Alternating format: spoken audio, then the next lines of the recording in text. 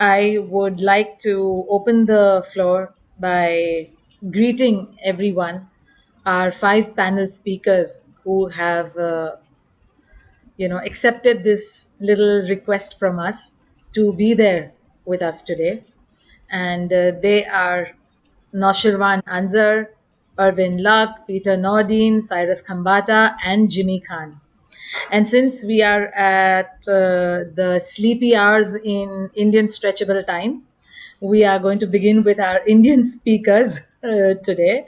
But before that, a little 10-minute video on Baba's last journey I would like to share before the speakers begin to set the tone for this special day of 7th February, where Baba's body was interred into the crypt in the Samadhi, the tomb where we put our heads when we go to Mehrabad. So, in Baba's love, Avatar Meher Baba Ki Jai.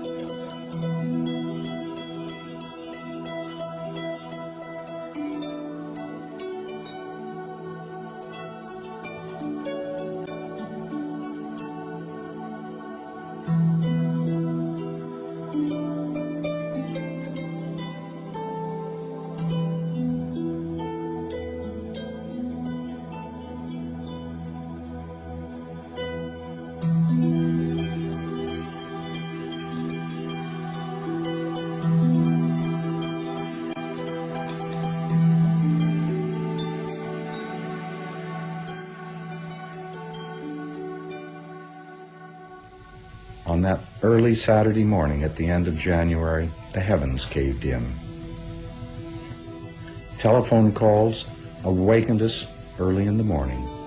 The beloved had slipped away from his body.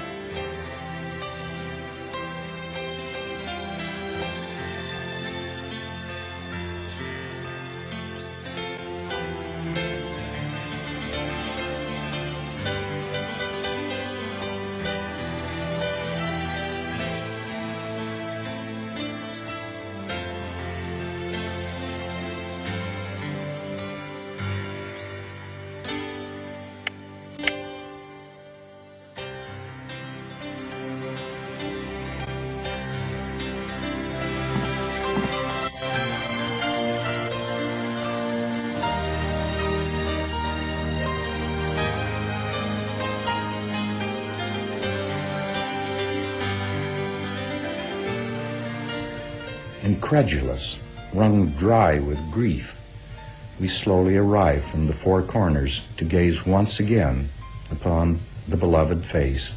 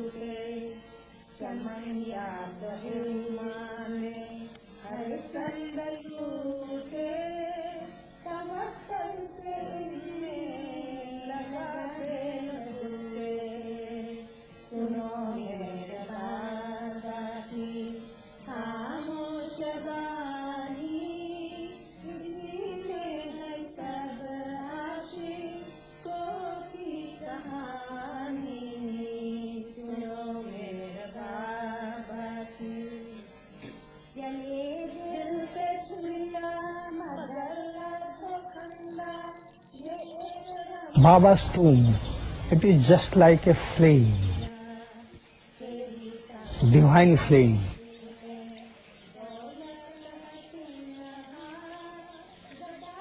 And when the flame is there, moths are attracted towards the flame and moths run after the flame. In 1927, Baba asked the Malli members to keep pit there, and he was in seclusion there in that pit for 5.5 months.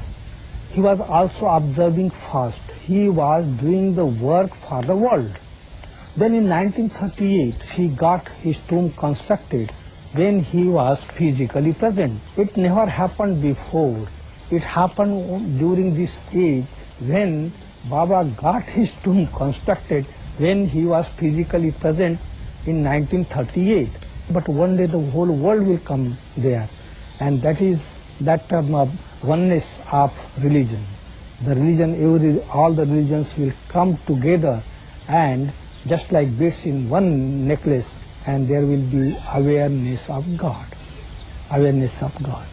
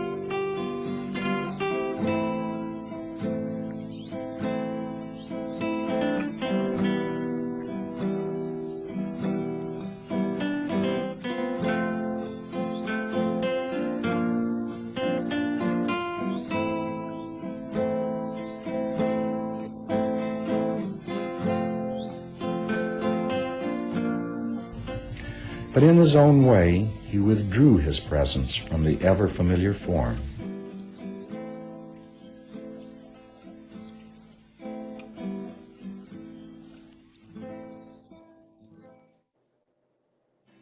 Oh yes, let them begin, make them play, till the stars that were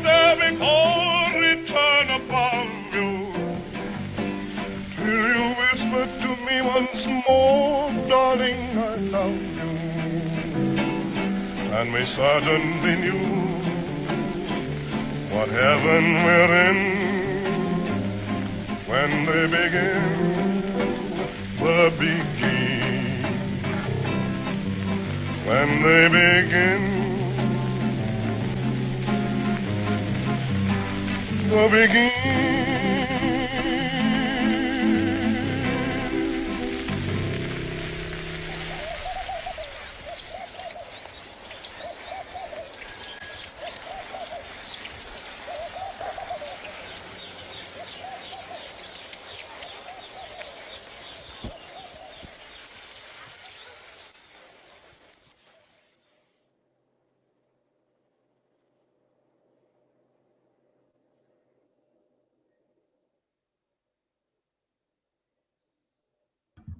Avatar Meher Baba ki jai. We would like to begin with our first speaker for today evening, Cyrus Khoumbata. Thank you, Cyrus, for being there. Cyrus's mother-in-law, Soumya's mother, just had a fall and has been hospitalized. And yet, thank you, Cyrus, for staying up with your love and commitment to be there with us. Cyrus, can you unmute? Yeah. Am I audible? Yes. Thank you. Nothing is real but God. Nothing matters but love for God. God is the only reality. All else that seems real is illusory. God and I are one. Meher Baba. Avatar Meher Baba ki jai. Thanks to beloved Baba, and thanks to the constant companion family and circle of friends, and more particularly Roshani, for inviting me to speak on this most momentous day in the life of the avatar and also in the life of all of us. The most momentous day of the century. When Roshni asked me to speak, I said, I really don't have any recollection of what happened in those 4 days, but still she goaded me and said, say something, how you went, what happened. So that's what I'm going to do. As a little background, I got to know of Meher Baba just a few months before he dropped his body. That was in October of 1968 through a family friend by the name of Hoshang Patel and his son Jimmy Patel. And the moment I got to know about Meher Baba, I wanted to know more about him. And as I wanted to know more about him, the Patel family was absolutely an outcast so far as my family was concerned, because they felt that they are trying to lead me astray. All the same, I'm not going to not going to into that aspect of it. I started going to the center regularly, the Avatar Meher Baba Bombay Center. Why I say that is because on the day when Baba dropped his body, I was there in the center in the evening. Had I not been there, I am sure nobody would have informed me, and I would have missed this golden opportunity, this most important event in my life. So I was there sitting. There were quite a few people. One of them was Zalbai Govewala. He was our honorary treasurer. And as we were talking about Baba, someone comes at the door and says, Zalbai, there's a call for you. So he goes there. We don't have a phone at the center. And when he comes back, he's all shaken up. He's crying, Baba, Baba, Baba. I said, what happened, Jalbai? And he said, Baba is no more. And I said, how can that be? And then, of course, frantic phone calls here, there, everywhere. Finally, it was established that a small group of people, small would mean 30, 35, 40. I have no remembrance of that. We all of a sudden decided that we should rush to Mehrabad on that night. That means the 31st January night. If I'm not mistaken, the train was one down Calcutta Mail, which goes from VT, from Bombay, and reaches Mehrabad at around, say, 8:39 in the morning. It's perpetually late. So a couple of us got in. the train, I don't have a recollection where, how did I get in? Did I pay for the tickets? But I do remember Jal, Dolly, and a whole group of people, of course, Jimmy Khan, Khorshid Khan, and a couple of people, we all went in the train. And all the time we were chatting about Baba and Baba's silence and all that. And I remember as we were nearing dawn, not dawn in the sense morning, we got the information in the newspaper that Baba's body would be interred that morning at around 7 or 8 or whatever. So we were all very disappointed that we won't be able to have Baba's darshan, especially the first timers. Because I just got to know of Meher Baba a couple of months before. And I also remember having written to Baba, and in that letter, a whole lot of things I wrote. But one sentence I distinctly remember, I telling him that I am aware that you are going to give your darshan in the month of April, because I was aware, but I know that we are going to meet before that. Something like, well, I don't know what made me write that, but exactly that's what happened. So we had the aarti in the morning at the time when he was supposed to be interred. And then as we reached Ahmednagar station, Jal approached the motorman and requested that the train be stopped at Mehrabad, lower Mehrabad, just for a few minutes so that we can just hop out. I have a very strong visual of so many of us who were very old, who were quite plump, and with great difficulty, and the luggage was there, all of them got down. Now, this is very clear in my mind that the first thing we wanted to do was run up to the hill and take Baba's darshan if the body was still open. And as we were going up, I remember Ali Kaka walking down, and he told some of the stalwarts, I'm sure it may be Jal or Dolly, whosoever, that go fast, have Baba's darshan. It is still open for darshan. So we all go up and have darshan. Obviously, for many of us, it was the first time that they were in Mehrabad, and obviously for me as well. We all stood in the queue, and everybody took Baba's darshan. Now, everyone has different experiences of what it felt like. For me, it was like, here is a person who has borne untold suffering on our behalf. That was the impression that I got.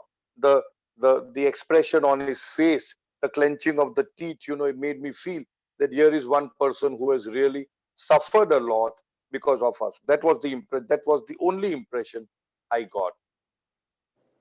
The only regret, if at all I may say regret, I shouldn't be saying this, but I still sometimes it just erupts and I feel, oh my God, I lost the opportunity, is that some of the people who were known people were allowed to go down the steps and touch Baba's lotus feet. I wasn't that fortunate. And that still lingers in my mind. Had I been a little bold, had I been a less shy and told somebody, requested somebody, can I go down and touch his feet? Perhaps I would have got that opportunity, but I did not. So it keeps coming once in a way, that, oh, I lost this opportunity forever and ever. Now, as I said, when I came with the group, it was the Patel family, the Hosheng and Jimmy Patel's family, who had taken the onus of mine, because my family was absolutely against my going to Baba or believing in Baba and all that. So they were the ones who took on this onus that, don't worry, we'll bring him back safely. Now we have this darshan, and I also remember Hosheng Patel asking Erach, in Zoroastrian community, when a person dies, he's given a bath, the body is given a bath, and then done with whatever it is. So Hosheng asks Erach that, did you give bath to Baba? And Erach, in his peculiar smile, he says, I don't recollect when Baba had his last bath. So, and at some place he also said that for the last 3 years he have never had his bath. So that is what I remember Erach saying that. I also remember small groups of people gathering and doing bhajan, kirtan, somebody talking. I also remember Dr. C.D. Deshmukh. Of course, after that, I knew that he was C.D. Deshmukh. At that time, it was just somebody close to Baba giving a little talk on Baba and his silence and breaking of his silence and all that was happening. So we were there for a while, and then the Patel family says, "Chalo, we had the darshan. Let's go back." So obviously, I was at their mercy, so to speak. So I accompanied them, and we went to Ahmednagar proper, the town, and we had some lunch, a quick lunch, and then they had ordered for a taxi to go back to Pune, and then from Pune take a train. This was an unmistakable voice from within telling me, "You will not go." I don't know what happened, how I became so firm, so emboldened, and I just banged the door of the taxi and told, "Osha uncle, I'm not coming." He said, "What are you doing? Are you gone mad or what? How will I answer? What will I answer your mommy?" I said, "Please, I will take care of everything. Don't worry about me. I will come after a few days." And as the taxi went by, I heaved a sigh of relief as if, now I am all by myself. But all by myself would mean that I don't know anybody. I don't know the locality. I don't know how I'm going to go back to Mehrabad. And I was just talking to Baba within myself. And all of a sudden, I heard claps like that. And there was a lady. I still have her face in my mind, but I haven't met her later on. So she does like this, come. So I go, and then she asked me, "You want to go to Mehrabad?" I said, "Yes, yes, yes." So she said, "Hop into that bus, and it will take you to Mehrabad." The most important thing is I had come unprepared. I had very little money, as good as no money. I had very little clothes. If I remember well, I had taken one jola, kind of a school bag, and one shirt, and it was biting cold in those days at Mehrabad. So I go back to Mehrabad, and I am so happy to be in that locality. Now, if you ask me, what did you do? Because I was there for 4 days, I would say I am really totally blank about it. All I remembered was that every day in the morning we would walk up the Samadhi, and I would, in a sense, soak myself in that environment, that purity, that spirituality. And wherever there's a group of people talking something about Baba, I would just go in and listen to that, and then run to another group, and thereby, try to take in a lot of stories, a lot of episodes about Meher Baba in those 4 days. And when I would come back in the night to where we were supposed to be staying at the lower Mehrabad Mandli Hall, the baggage, the luggage, whatever, the little bag would be tossed here, there, everywhere. In other words, there was an influx of people, and wherever you put your bag or your whatever, there was no mattress or something. They had provided something that I'm not very sure, but it was to be so we hunt around and find the bag or place somewhere is gone somewhere. So this happened. I have absolutely no it was a blank thing. Then I remember on the fourth day, Saroshirani, obviously I got to know his name much later. One gentleman, a huge towering figure, exuding a lot of confidence and a lot of authority, announcing in the public address system, pleading, saying, requesting that it is very difficult for us to manage because no amenities are available. We would request those who have had their darshan to please go back to their own place of home, a home. So that was the time again a voice came up to me and said, "Okay, it's time for you to go home." But now the question is, how do I go home? I mean, I don't have the money. I don't have the wherewithal. I honestly, I am quite dumb in a sense. What would I do? I mean, how would I go? How do I go? And all of a sudden, as I'm talking to myself and Baba within me, I see a very old school friend. His name is Aspi Asundaria. So he comes up and I say, "Aspi, how come you are here?" Then he says, "Don't you remember? I was always a follower of Meher Baba." And then it dawned on me that right from the school days, everything would be Baba, Baba, Baba. And I would really be ridiculing him, what Baba, Baba you are doing? You are a Zoroastrian. You should follow Zoroaster. What are you talking, Baba, Baba? And then I said, Aspi, how are you going back to Bombay? So he said, I have come with my mama. His name was Hoshang Daruwala. We used to call him. So I said, would you please request your mama to take me along with you all? And whatever is the expense, I will pay after reaching home. So he asked the mama, and mama said, of course, sure enough. Why not? So we all went back home, courtesy the mama. And afterwards, of course, I took a little, I borrowed money from my sister, elder sister, and I went to pay him that this is your money. He said, no, no, nothing doing. You are like my son. So don't worry about it. So that was the first visit to Meher Baba. And that is all that I remember. Now, the important thing is that I got to know in those, wherever I used to go, that sometime before, quite some time before, Baba was asked by the Mandli that Baba, you have been suffering. You have been undergoing untold suffering. How long are you going to suffer? And at that time, Baba said, only up to my birthday, till my birthday. So the assumption was 25th of February, right? So, okay, fine. Then on the 31st of January, this is all the short talk that I heard at that time. On the 31st of January morning, again, the Mandli pleaded because he used to get very, very terrible spasms. So Mandli said, that abhi had ho gayi. Yeah, it's enough is enough. It's time for you now, that you have been suffering too much. Please, like unload your words to the effect. And then again they asked Baba, how much you are suffering? How long will you suffer? At that time, he again said, 7 more days. So now at that time, it never occurred to anybody.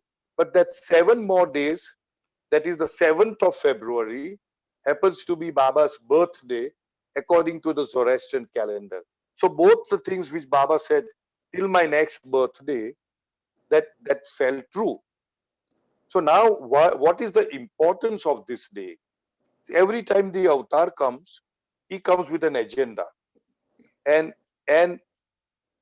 his work, let's put it that way. And Baba had declared, that his exclusion work was completed 100% to his satisfaction, and that declaration was made on the 30th of July 1968. So he has accomplished what he had come for, and then there's no need for him to keep the body. And the most important thing is that after dropping of the body, he has not to suffer. Perhaps that is the reason why we say celebrating Baba's Amar Tithi, or why we say happy Amar Tithi. This is just my guesswork. That happy in the sense we are happy in Baba's happiness of him being relieved of his suffering.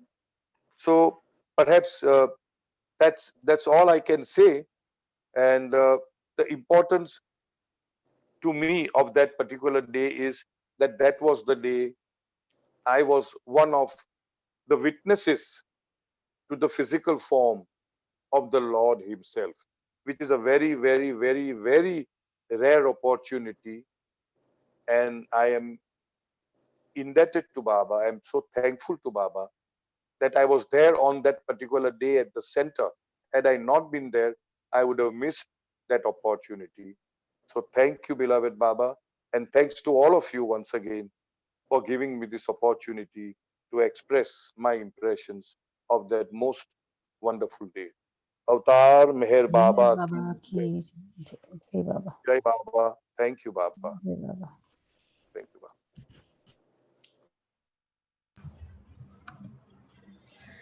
Thank you so much, Cyrus. Thank you for sharing. Thank you for being there. And now we have our second speaker for this sacred evening, our dear Jimmy uncle, Jimmy Khan, who always has wonderful stories to share with all of us about Baba and his younger days to right till the end. So we invite Jimmy Uncle to share about the interment day and those 8 precious sacred days up on the hill. Jimmy Uncle,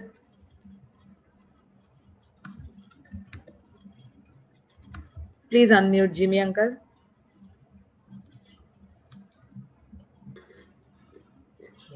Jai Baba. Uh, Thank you, Roshani, for the invite. Thank you for the circle group for the invite. The time is very short. I thought Roshani will give me 40 minutes. She has given me only 14 minutes. So I better be brief and start. Cyrus has already touched upon the 31st evening. So I will not talk about the 31st evening, 31st night, because we were on the same train. So I'll skip that part. I will come straight to the hill. Today, 1st of February, for the first time in my life, I'm seeing Lower Mehrabad. For the first time in my life, I'm seeing the monthly hall at Lower Mehrabad. Going up the hill, Mehrabad is new to me, and finally the hill. We all possibly thought that Baba's body was already covered by now, but my version is slightly different from Cyrus's. Today, where there is Sabha Mandap, Era Jasawala was standing there, and everyone wanted to meet him. By everyone, I mean the group, 30 of us roughly.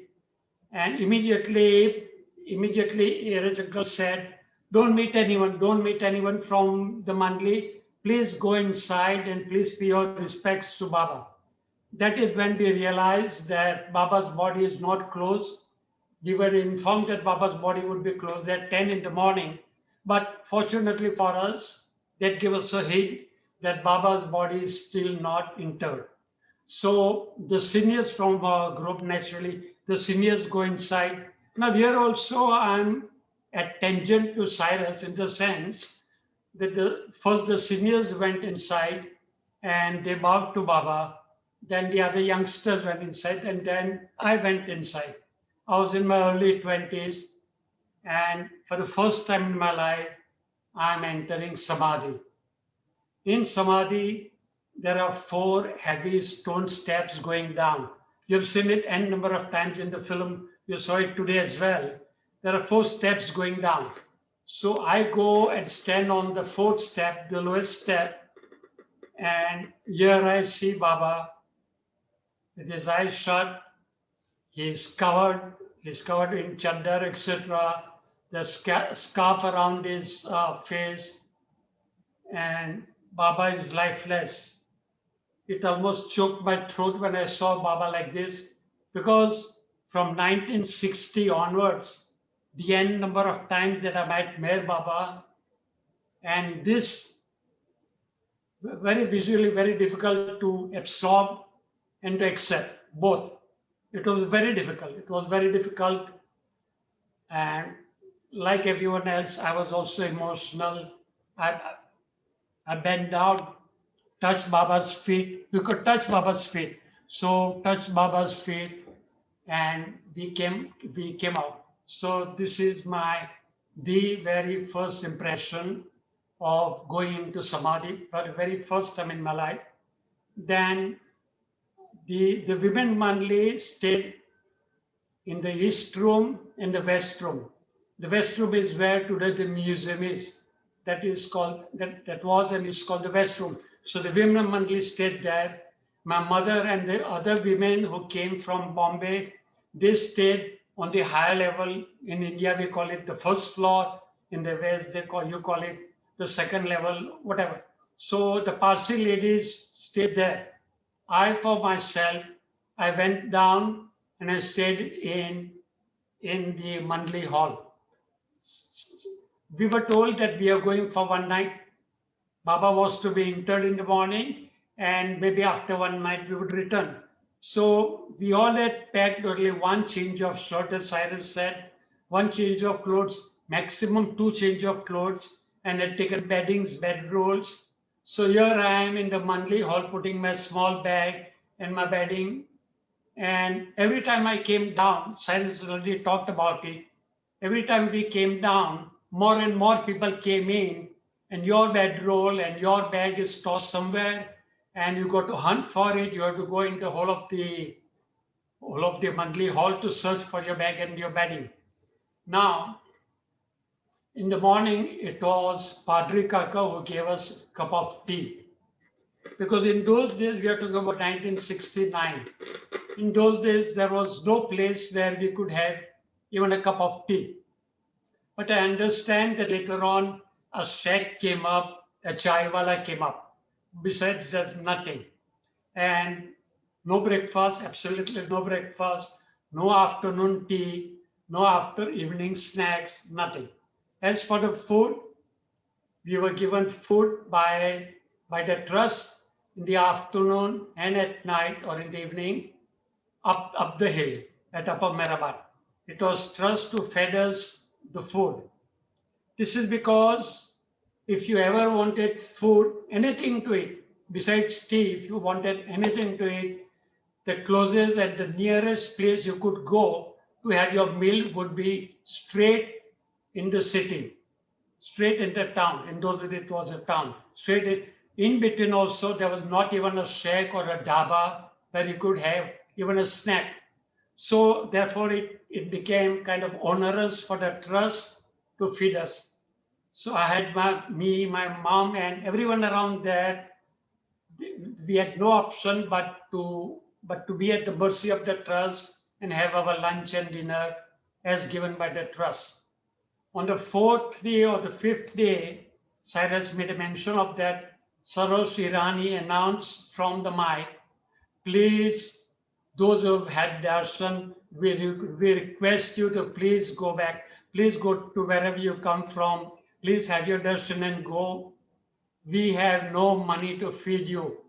These are Sarosh Irani's words that rings me after 52 years. He said, please, we beg of you to go back. We have no money now to feed you. This is a time when the Parsi group got together, whatever money they had, they pulled together and they made a purse and they gave it to the trustees and said, this is a small donation from us. Please feed the people. We'll be very happy if you will please accept it and feed the people. This is how the trust fed the people for 7 days, those who came there. People came and people went. If you ask me, Jimmy, did you see thousands over there? My answer is no.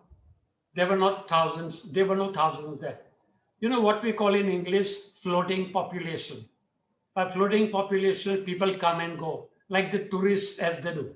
So people came and people went. They came for half day, they came for 1 day, and they went. So there was this floating population.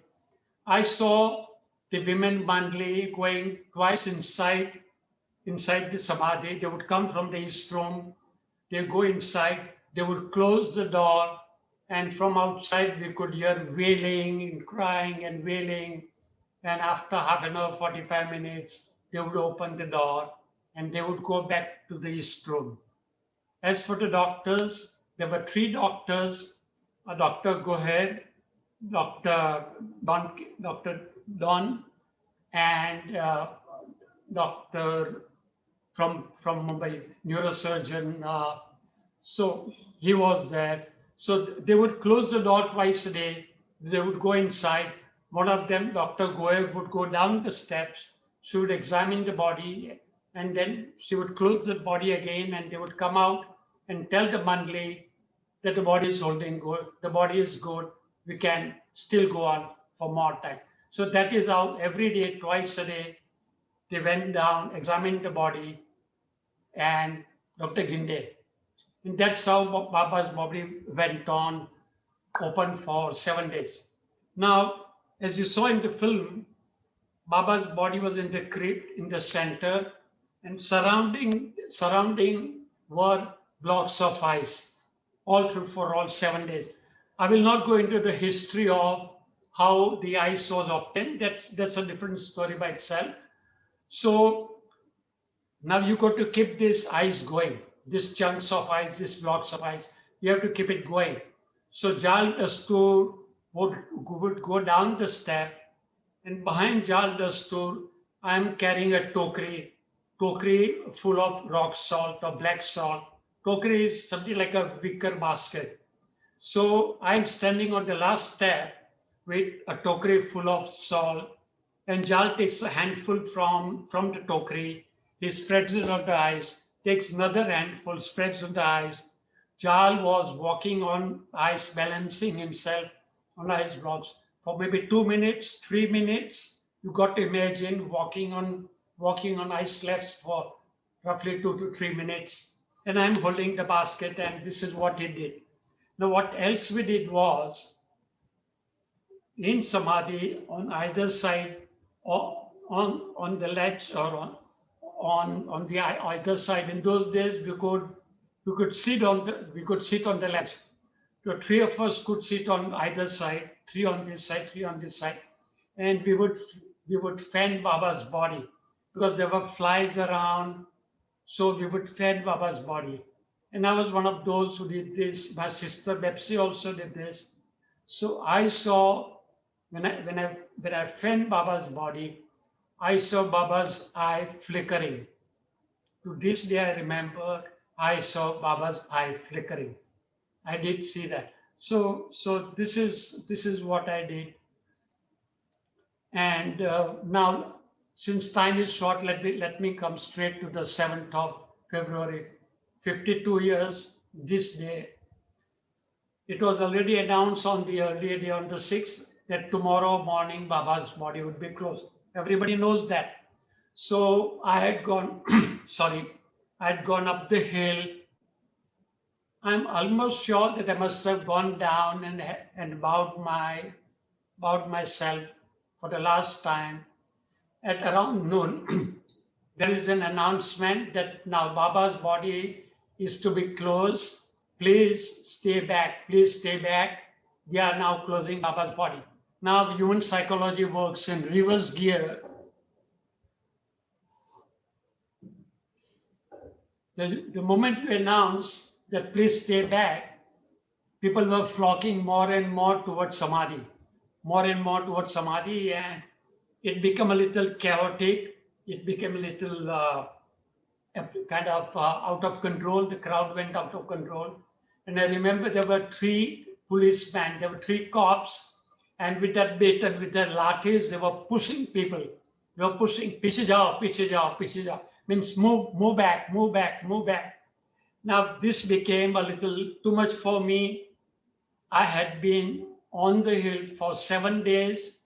I must have gone inside Samadhi maybe 14 times. So I said, this is it. My time is over. This is it. So I backtrack kind of, and I go to where today there is this museum, the West Room. And the museum has a small door, the green door, and there's a niche. So I thought the best thing is to sit here, shut my eyes, and meditate and be far from this maddening crowd. So here I am, I've shut my eyes, I'm in that niche. I'm not sure how long I sat in that niche. And suddenly there's a voice. It was Meru of the Mandli. Meru said, she saw me over there. She said, Jimmy, get up, Jimmy, get up. And in Meru's hand, there was a large basket of roses, red roses, right up to the brim. And Meru says, Jimmy, take it, give it to Jal, tell Jal that put it on Baba before Baba's boat is shut. So here I am laden with a huge basket of red roses. And as I come out from that green gate, now what I did is I went from behind Baba's cabin. I didn't want to go from the front. So I go from behind Baba's cabin and saying, there's quite a crowd there. So I'm saying, please side, baju auto, please make way. Mera's flowers for Baba, please make way. So everyone looked this way, and they made way for me. So from behind Baba's cabin, I go behind the Samadhi, and from behind the Samadhi, I come in front. And sure enough, Jal is at the door. Jal is at Samadhi door. Fortunately, not one rose fell. Not one rose fell, though it was right up to the brim. And I'm handing over the basket to Jal, saying, Jal, this is from the Mandli. Please hope you have not covered Baba's body. Now, in retrospect, I think that by that time, Baba's body was already covered with a wooden box. I presume so. Nevertheless, so I am giving it to Jal. And the moment I give it to Jal, Jal says, get the earth, get the earth. Now, I drew a blank. Jal is saying, get the earth, get the earth. I drew a blank. Jal realized that this Lafa hasn't got it. So he said, he was also emotional. So he kind of said, can't you see the earth? Can't you see the earth here? Now, Jal is facing outside the Samadhi. And where today is Meramai's tomb, that is where a mound of earth was brought and kept. I had not seen it. I had not seen it. But then when he shouted at me, I saw it. So over there was a gamela and there was a spade. So I pick up the gamela and I fill the gamela with the earth and I lift the gamela and I send in the first earth, the last flowers and the first earth. They go in. So Jal says, get the other one, get the other one. Before I could react and try and pick up the gamela, people all around, they pounced on me. You can say they snatched the gamela from my hand and they filled the gamela. This is when I realized that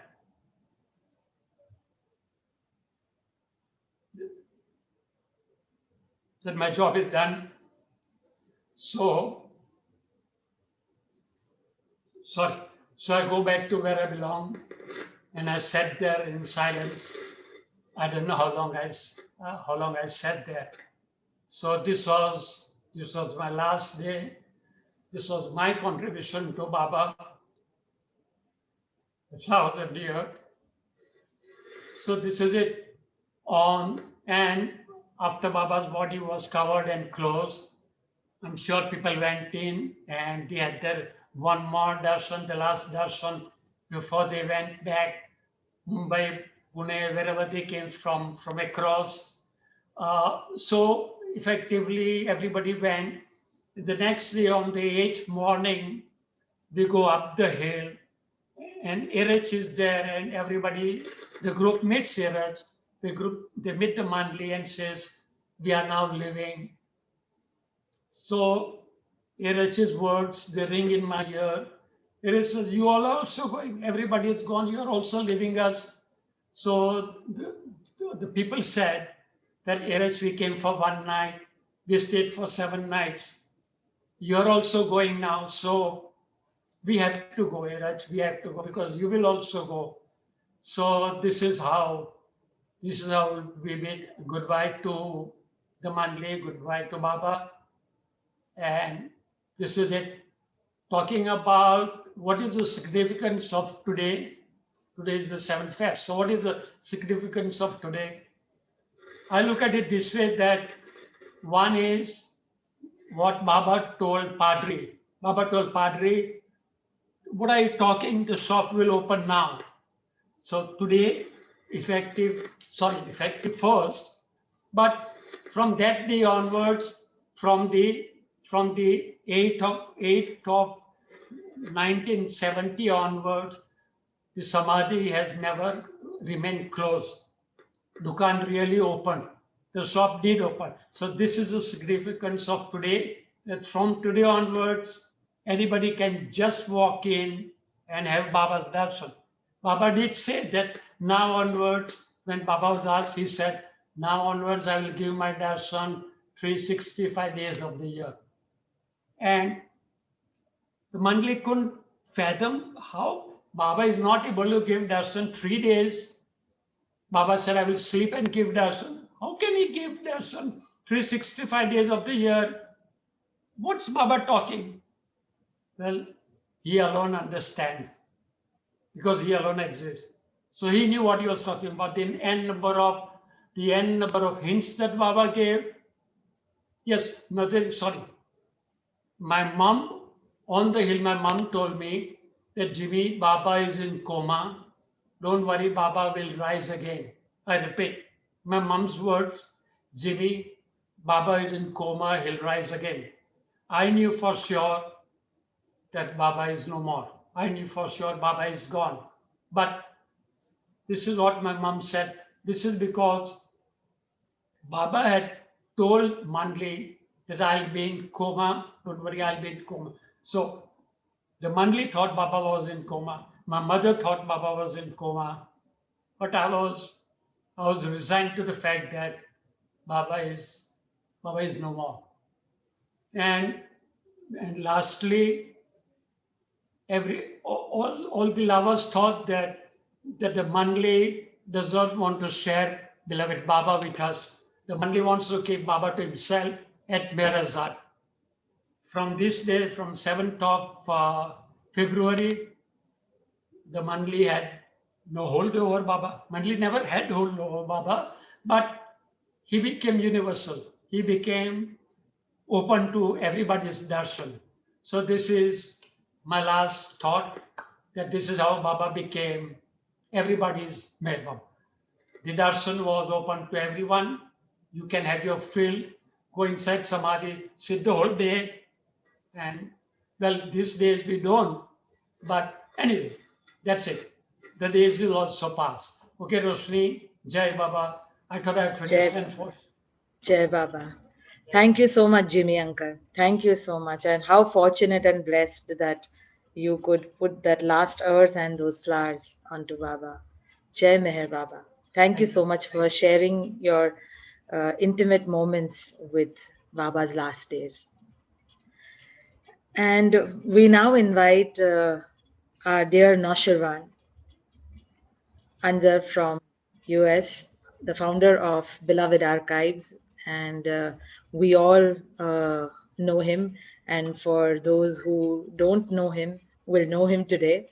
So, without any more ado, I will ask Noshirwan to begin his share on the significance of 7th of February, though he himself has, like Cyrus, not been there on 7th, but yet we thought that the significance of this day, the sacredness of this day, Noshirwan could throw some light and insights from his end for all of us.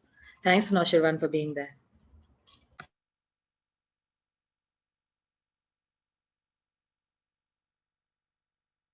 Please unmute, Noshirwan. I've sent the request here. Jai Meher Baba. Roshani, thank you so much. Angela, the Circle of Friends, thank you so much for inviting me to share what we at that time used to call the great event. Everybody in the Mandli termed it as the great event. So I'd like to go back 40 days before Baba dropped his body. I won't go into the details of that meeting, but the significance of that meeting was it was the day Dara and Amrit got married at Mirazad. It was my first trip to Mirazad, and beloved Baba had invited me to discuss my future, what job I should take and so forth. And more importantly, the future of Glow International that had been in existence for about 3 years. And Baba used to call it his infant and had asked me to nurture his infant. So I was there in Mirazad at around 3 in the afternoon. And I enter the bedroom that you've seen, the side entrance to Baba's, to the bungalow where Baba's bed is. And there were 4, 5 other Mandli members who also came in with their stools. There was no place for me to sit, so I sat at the edge of Baba's bed. And Baba then told Irach to tell me what he had been doing in seclusion. And Baba Irich then narrated to me in detail that Baba was pounding his right hand on his right knee. And at that moment, Irich asked me, would you like to massage Baba's thigh and leg? And I was still sitting on the bed, and as I touched his thigh, I felt as if I was touching a wall. It was solid as a rock. And I had exchanged letters with Baba earlier about the suffering and so forth. And Baba had emphasized that it was that the avatar had to suffer and that he was going through this suffering for the sake of humanity. And it was in the later years that I heard, after Baba had dropped his body, where Mera had said, she encapsulated Baba's dropping his body. And I don't know whether you've heard this before, but I'll say it in Gujarati and then translate it in English. Mera said, Baba e ai papi dunya ne vare potanu jism havan kidum. Baba has destroyed his body for the sake of this sinful world. And she repeated that over and over again when she was at the tomb after Baba had dropped his body on the 31st. So going back to my last meeting with Baba, then after the deliberations were over, the discussions were over, and Baba told me what to do with my life and about the glow and so forth. Iris said that Baba has not permitted anyone to embrace him, but you can embrace him and kiss him on the cheeks. And I did that. And then Baba turns to me and says, my time has come. And at that moment, I was blank. I didn't know what he meant. I stepped out of the room, and there was a very gentle clap, and I came back into the room, and Baba said, my time has come. And again, there was a clap, and then I went out of the room. Again, there was a clap. I came back, and again, Baba said, my time has come. And he had said this to a number of people, but those words never had the kind of impact, not on me, nor on anybody else. He had even mentioned it to Arnabaz several times. But that did not hit the mark that his time had come. Now we go back to the day Baba dropped his body. So the day I had his last darshan was my last interview with the Times of India, for which I had applied for a job, and I was selected for that job. On the day Baba dropped his body was the first day of my first job at Times of India. So I'm getting dressed up in the morning. I'm wearing a thin light suit, and the phone rings. And a friend calls me up and says, have you seen this morning's Times of India?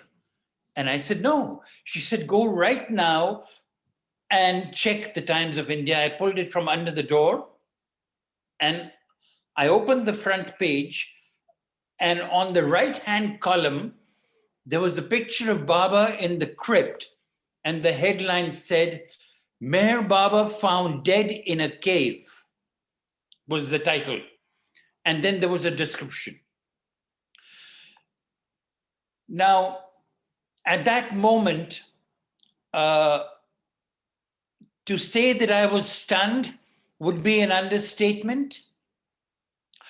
All my life growing up with Meher Baba, since I was a child, we were dependent on Meher Baba for every single decision of our lives.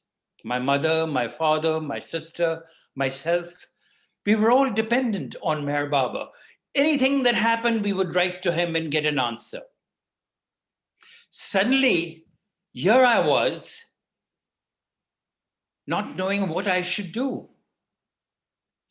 And this thought came to my mind, what will I do without him? It may have been an extremely selfish thought, but this was the thought that came to me. What will I do without him? What will I do without him? And for a few minutes, I was stunned. I put the phone down. I told you that I had worn a thin suit and I headed for the Times of India. It was my first day of my first job. I walk into my boss's office and I say, "Sir, I need leave." I could see the shock on my boss's face. He says, "What? Today is the first day of your first job and you want leave?" Fortunately, the Times of India was on his table. I said, "Sir, that picture that you see is the picture of my master, and he has passed away, and I need to be with him." And in India, they understand what it is when your master passes away. You need to be with him. He says, but we were going to start our session today. And then how soon can you come back? I said, "Sir, I really don't know, but it should be a day or two." I had no information about interment or when Baba's body would be covered, or I had no information at all except for what I had read in the newspaper. So I had some money in my pocket. I didn't have any extra spare of clothes or anything. The train station was across from the Times of India building. I walked over to the train station, found out the train, got onto the train, and took the train to Mehrabad, to Ahmednagar. Now, I had never been to Mehrabad before. And I landed at the train station. It was totally deserted. It was around 11:30 at night. Totally deserted, except for one horse carriage, one tonga standing there. I go to him and I say, "Do you know Meher Baba's place?" I asked him in Hindi. He said, "Yes, sir. Come, I'll take you there." Now, in those days, the Dhond Manmad road that you see today, packed with cars and trucks and people, was absolutely deserted. There were no lights on the street. There were no street lights. An occasional truck went past. There was nothing there, nobody there. Suddenly, in pitch darkness, this tonga driver stops and he says, "Sahab, this is Meher Baba's place." There were no people there. There was no one there. I look up the hill, I look up a steep hill, and there is a small little lamp burning. And I say to myself, this is a hoax. Somebody has pulled a hoax. Meher Baba has not passed away. He's alive. Otherwise, there'll be hundreds of people here. So I didn't even know how to go up. And I was, as Cyrus mentioned, it was an extremely cold night. I was freezing. And I'm walking up the steps. There was pebbles, rocks. I was falling down. I was going up. Finally, I reached the top from where I saw that light. It was a little lamp that the Zoroastrians always burnt with wicker in it. When I come to the top of the hill, I see a group of people with blankets covering their heads. They were all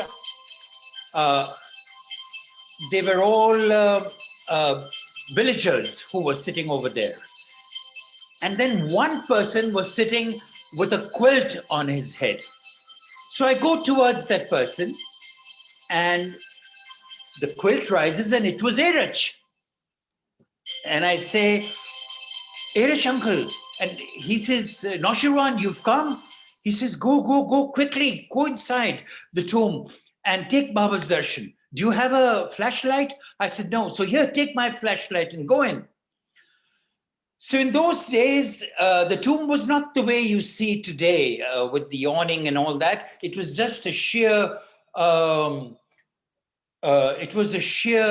door. So I opened the door, I go in, and I close the door behind me. Baba's body was in the crypt. And this is how the Baba's body looked. This picture that you see here. I go down the 4 steps. I hold on to Baba's feet for the longest time that I can hold on. The tomb, of course, was pitch dark. And I kept flashing, put the flashlight on Baba's face repeatedly, with this thought continually in my head, what will I do without him? What will I do without him? Then it was like a film of my earliest meeting with Baba, as I went along, my various meetings with Baba, all that he had done for me. I was expressing my gratitude. I said the Master's Prayer, the Parvadigar Prayer, sat holding his feet for the longest time. As I was sitting on the steps, putting the flashlight on his face. And then I would get very tired and I would let the flashlight kind of put on the side. Again, I would put the flashlight on Baba's face, hold on to his feet. At one point when the flashlight on Baba's face, he actually opened his eyes fully and looked at me. And I said, oh my God, am I seeing things? And I turned the flashlight away. I put the flashlight back and Baba's eyes was closed. But what happened at that moment was that the thought that what will I do without him vanished completely. That thought didn't exist anymore. And the thought that took over completely was Baba telling me, I am with you. I am with you. I am with you. And then once again, I told Baba that, Baba, I promise you today, for all that you have done for me, that I will write your biography. And it took me 2 years to write The Beloved, but eventually I fulfilled my promise to Baba that I made in his presence in the tomb. So today, this is Adi Jr. Sitting on the 3rd step of the tomb. You can see Baba's feet. Adi Jr. is Meher Baba's younger brother.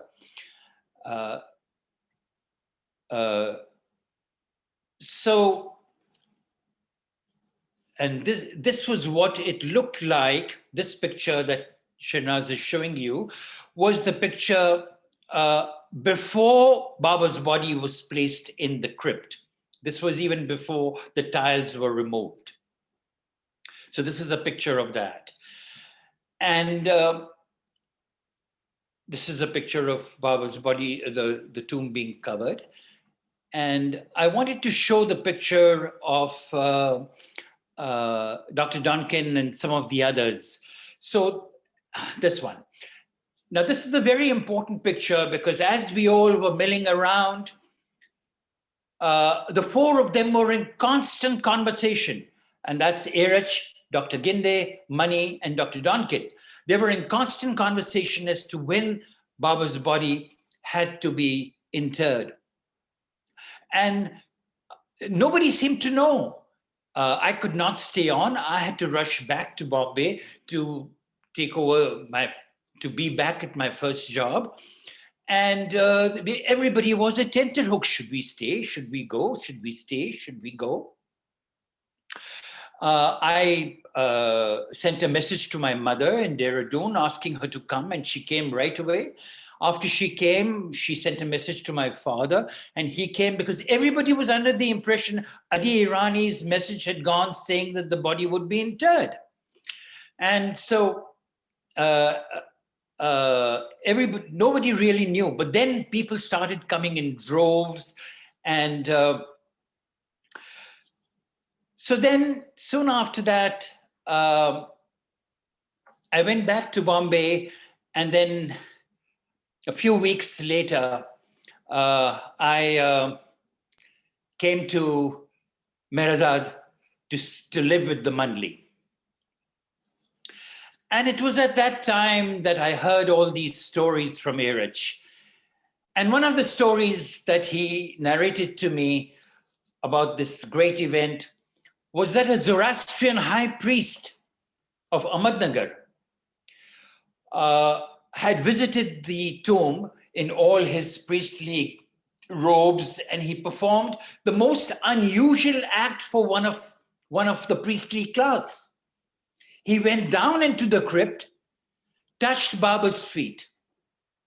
Now, what had happened was that on the early morning, before Baba had dropped his body, at 4:30 in the morning, this priest got up to say his prayers. And then he said his prayers, and he went back to sleep. And what does he see? He sees Meher Baba bathed in bright halo, a light of a bright halo, riding past him on a white horse, saying he was going to his destination. He was going to his manzil. The priest jumped out of his bed and decided to make some inquiries about Baba. Mind you, he had not, despite the fact that he lived in Ahmednagar, he was not a Baba lover. He had not expressed any interest in seeing Baba. But this was the chance that Baba gave him. He made inquiries about Baba, and he learned that Baba had later on dropped that body. He rushed to the tomb to pay his respects to Meher Baba. This is how Baba, at the very last minute, responded to the feelings, just as he has been doing all along for all of us. He's been so kind, so patient, so loving, so compassionate. There's another story I'd like to narrate about this experience. Let me show you a picture of the Kaaba. Have a look at this picture of the Kaaba. This is Mecca, and it's submerged in water.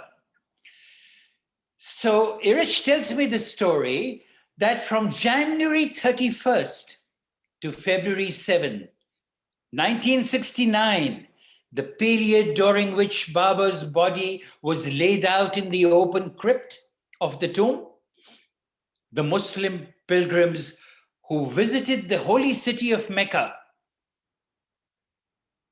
on their Hajj were unable to go around the Kaaba. They were unable to circumambulate the Kaaba.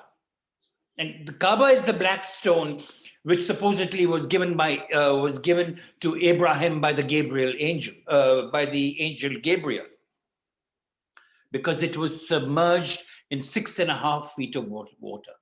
Such a thing like this had never happened before in the last 1400 years.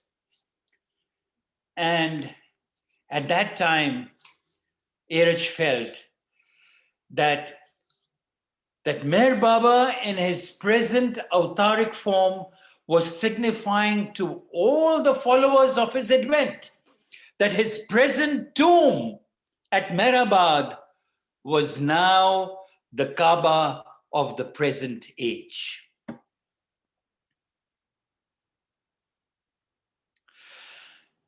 So some people come to know of Baba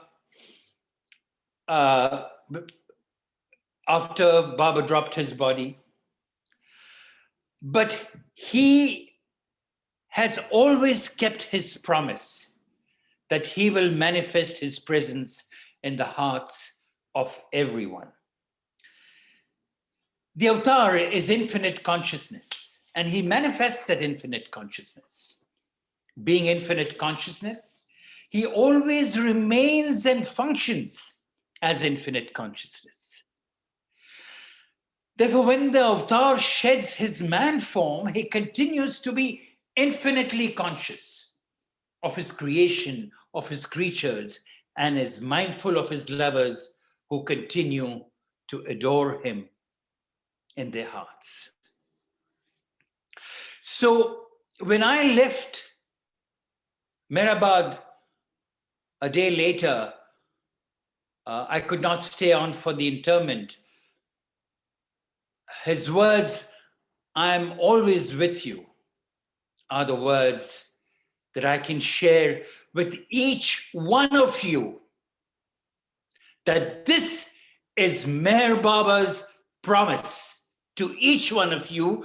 He is always with you. He is always with you. He is always with you. And the only way you can keep his presence in your hearts is by remembering him all the time. But more importantly, also sharing his name, sharing his message with all those you meet in your lifetime. That is Meher Baba's gift to you. The gift of sharing his name. Share his name with everyone you meet, irrespective of what others feel. Avatar Meher Baba ki jai. Avatar Meher Baba ki jai. Thank you so much, Noasherwan. And yes, that "I'm with you" seemed like a sign Baba was giving, and your phone berserkly went ringing when you were saying "I'm with you." And we thought he is giving that signal from up above, "I'm with you," to all of us, as you emphatically said that and reiterated that to all of us. Thank you so much, Noasherwan. Thank you Thank very you so much. much. Before I invite our next speaker, I would like to read out this little excerpt from the book Meher Baba's Last Sahwas by Dr. Bharucha.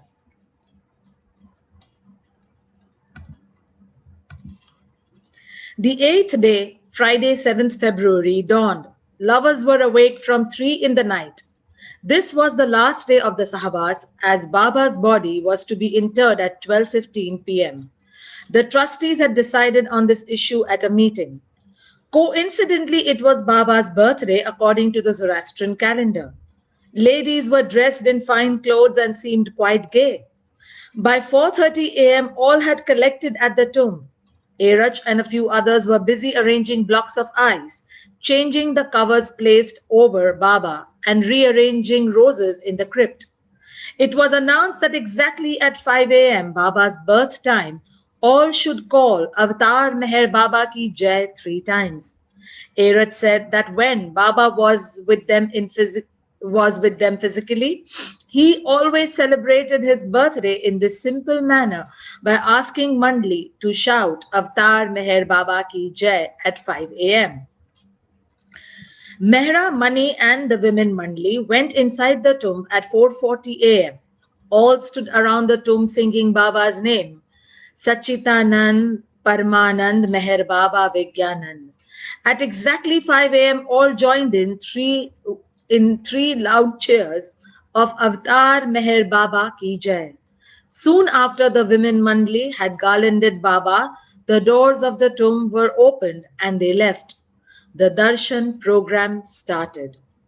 On this birthday, the last one in his physical presence, the Mandli recalled the times they used to celebrate Baba's birthday in the early years at Mehrabad. The day would start at 4:30 a.m. Baba would be clad in a new white sadra and chappals, sandals. Over the sadra, there was sure to be a new colored silk coat, such as Baba always wore. Before long, however, Baba would take off the new coat and put on his old coat, patched but comfortable coat. The gramophone would strike up one of Baba's favorite tunes or songs. Then would follow, sung by all, Happy Birthday to You, Baba standing. Mehra would place around his neck a simple garland of flowers from the garden. Avatar Meher Baba ki jai. I would now like to invite our next speaker, Irwin Luck. I would read quote unquote, of what Irwin had said in our earlier session at the East West Satsang when he had sent me this. I met Meher Baba when I was 23. I went to him because I wanted him to show me God. I heard that he said he was God the infinite, now in the human form at my level. So I thought I would approach him and see what he could do about what I wanted. I was tired of hearing about God, reading books and Bibles about him, hearing other people's experiences and endless stories about him, endless pilgrimages. I wanted to see this for myself, not more words and places. So I thought, no one is high enough that they could show me God. Only God could show me himself. I will see what Meher Baba will do to satisfy me. And so it happened. I journeyed halfway around the world to meet him. Little did I know I would be taken into his family. Little did I know the path he would set me on. Little did I know what he would show me to share with you all. With that, I would like Arvind to share with all of us what Baba would have liked you to share with us for this special sacred day of interment of beloved Baba's body. Thank you, Arvind, for being there with us. I welcome everybody to hear what happened in those days and also about the internment, because I was fortunate enough to be with to be there at the time when Baba had dropped his body. When I arrived, it was the 7th day. It was February 7th. It was the day he was to be covered. And I arrived with my brother Edward. We didn't know what was going to happen, because when you read the record of what happened with Jesus and with other great advents of Avatar, you hear that they rose from the dead and they did, some amazing miraculous things. So we didn't know what to expect, just because we read some of the past things that the Avatar is reported to have done. But with Baba, it was a different story. There were certain miraculous things, one of which was just talked about by Noasherwan with the priest, the Zoroastrian priest coming. It was a very miraculous event that happened to that man. And I did speak with that priest later, and he did recite the story of how he was not at all a Baba lover. He didn't know anything about Baba. And now this extraordinary thing happened in his life, and he wanted to see who this was. So he went to where the Mehrabad was. And of course, he was there and was very curious to know all he could about Meher Baba too. So we had that long talk in which we discussed that. But now I'm telling you this, that the time of the internment, I felt, was a great time of intoxication for 4 days. Wow, was that something? The intoxication of the joy and happiness that you found at this funeral was nothing like what happens at funerals. People are weeping and wailing, and there's all kinds of suffering for the loss of the loved one. But the only one that actually did suffer like that was Mehra. Boy, did she suffer. She was very distraught over the loss of his physical presence. And yet Mehra was very wise because she knew his godhood. She was with him all the time. There was no doubt. The Mandali were all very, very conscious of his divine side, although he expressed his most beautiful human side, which I was fortunate to be a part of at that time. And it wasn't just then, because I knew about Baba for 10 years from the time that I heard about him. And there was all these communications and letters and telegrams and visits. So in the beginning, I just want to make mention, I'm sort of skipping around here, but I just want to make mention that in the beginning, when I first heard about him, and I had read the book, Listen Humanity, I said, boy, I got to meet Mayor Baba. This is the next step for me. I want him to show me God, just like she was saying just now. That was my intention. I was tired of hearing about God. Now I wanted to see it for myself. So I felt that Mayor Baba, claiming to be the highest of the high, and with God, experiencing God continuously, he would be the right one to show me this. So I was very anxious to go and meet him. Well, it's a long story about how that came about, because it was also filled with some miraculous things that happened. But just the same, that was in those days. And then you see, I had one thought. I want to become a part of his life. I wasn't just satisfied that I want to meet Mayor Baba and whatever he does, you know, and like that. No, I wanted to be a part of his life. And as a result, for 10 years, I had this incredible communications with him. And just like Noasherwan was saying, that he guided him in every step of his life. He didn't even know what to do at the end when Baba would drop his body. But in my case, it was a different thing. I just wanted him to show me the reality, because Baba never tired of saying that he was not the body. Here, everybody is focused very much on the body at the time of the internment, because I went there also because he left his body. But that was not at all what he was communicating. A good deal of the time, he would say, don't mix me up with the body. I am not the body. Well, one would suspect that, considering he was saying that he was everywhere in everything all the time.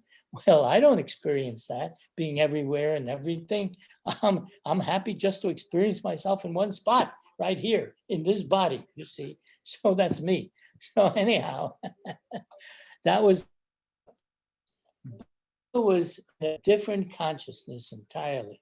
When someone asked him, Baba, is your consciousness, are you consciousness different than what we experience? And Baba answered with one word, very. That's all he needed to say. Very different. So, and what was the difference? Well, we live on a little tiny planet, which is like one little speck in the cosmos. A little tiny speck.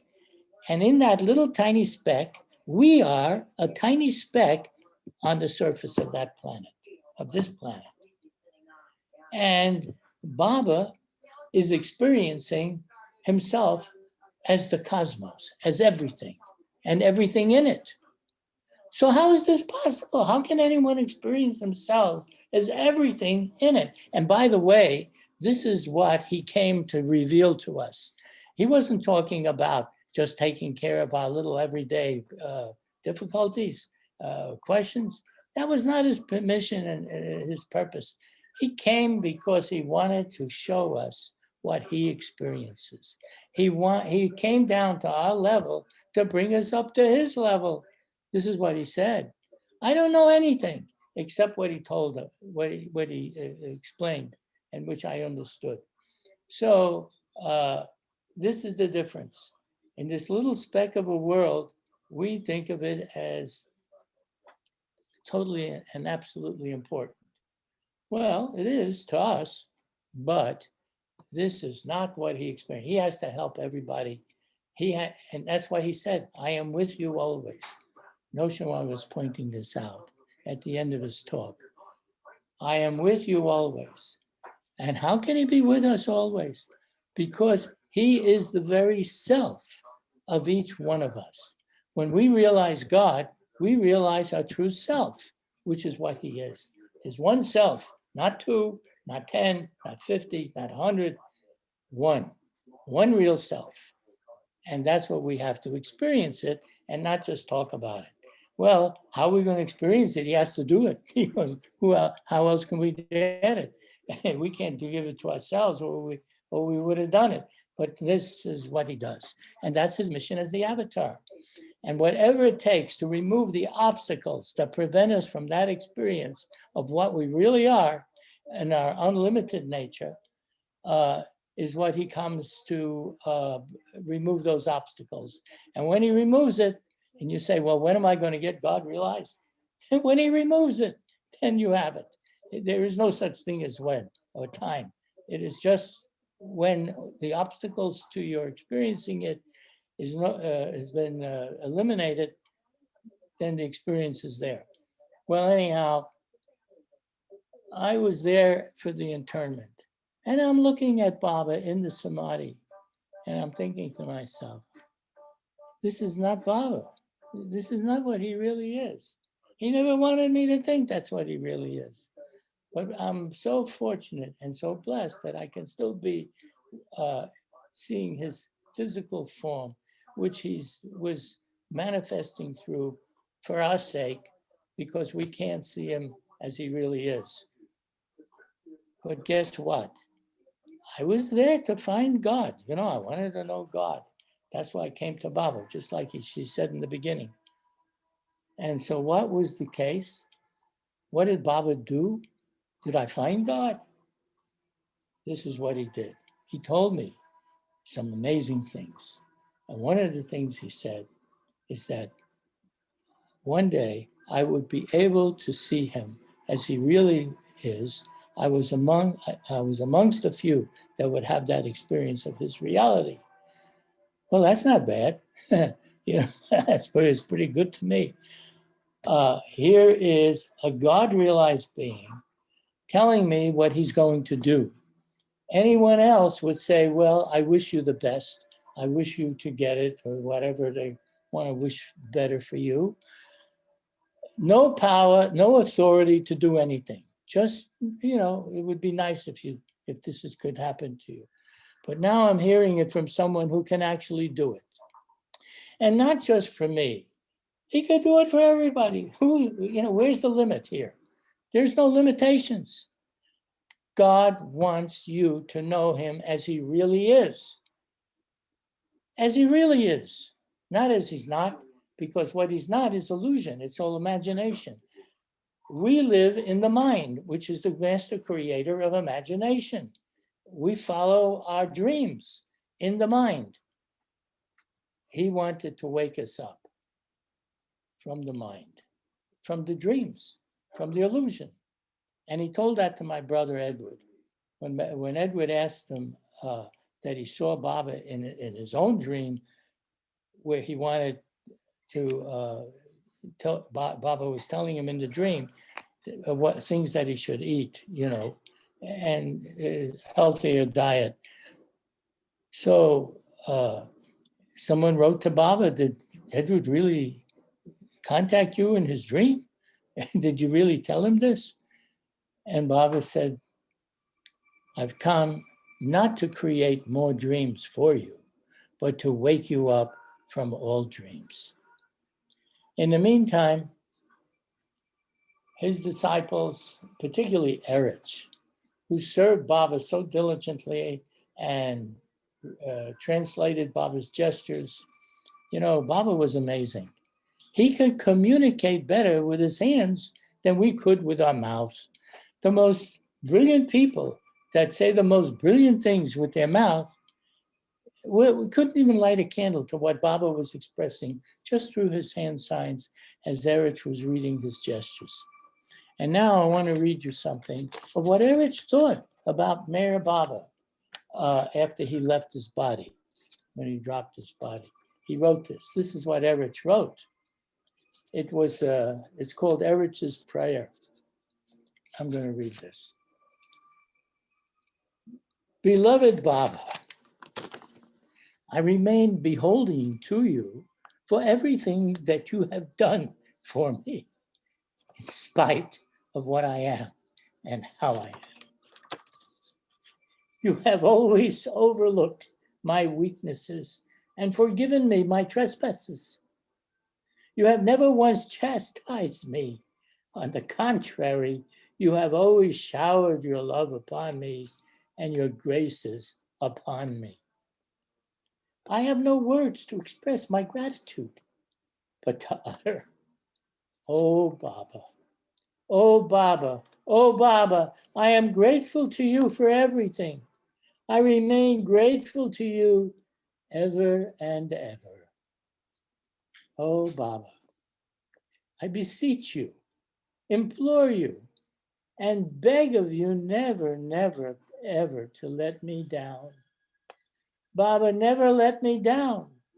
Never ever reject me, but accept me as I am and how I am. Oh, Baba, guard me and guide me and help me. Hold my hand and lead me on till the very end. Fill me with your love from top to bottom, from side to side, inside and outside, so that your love pervades and permeates me, engulfs me, and envelopes me, and all that is your love, not I. I remain resigned to your will, and let thy will be done always.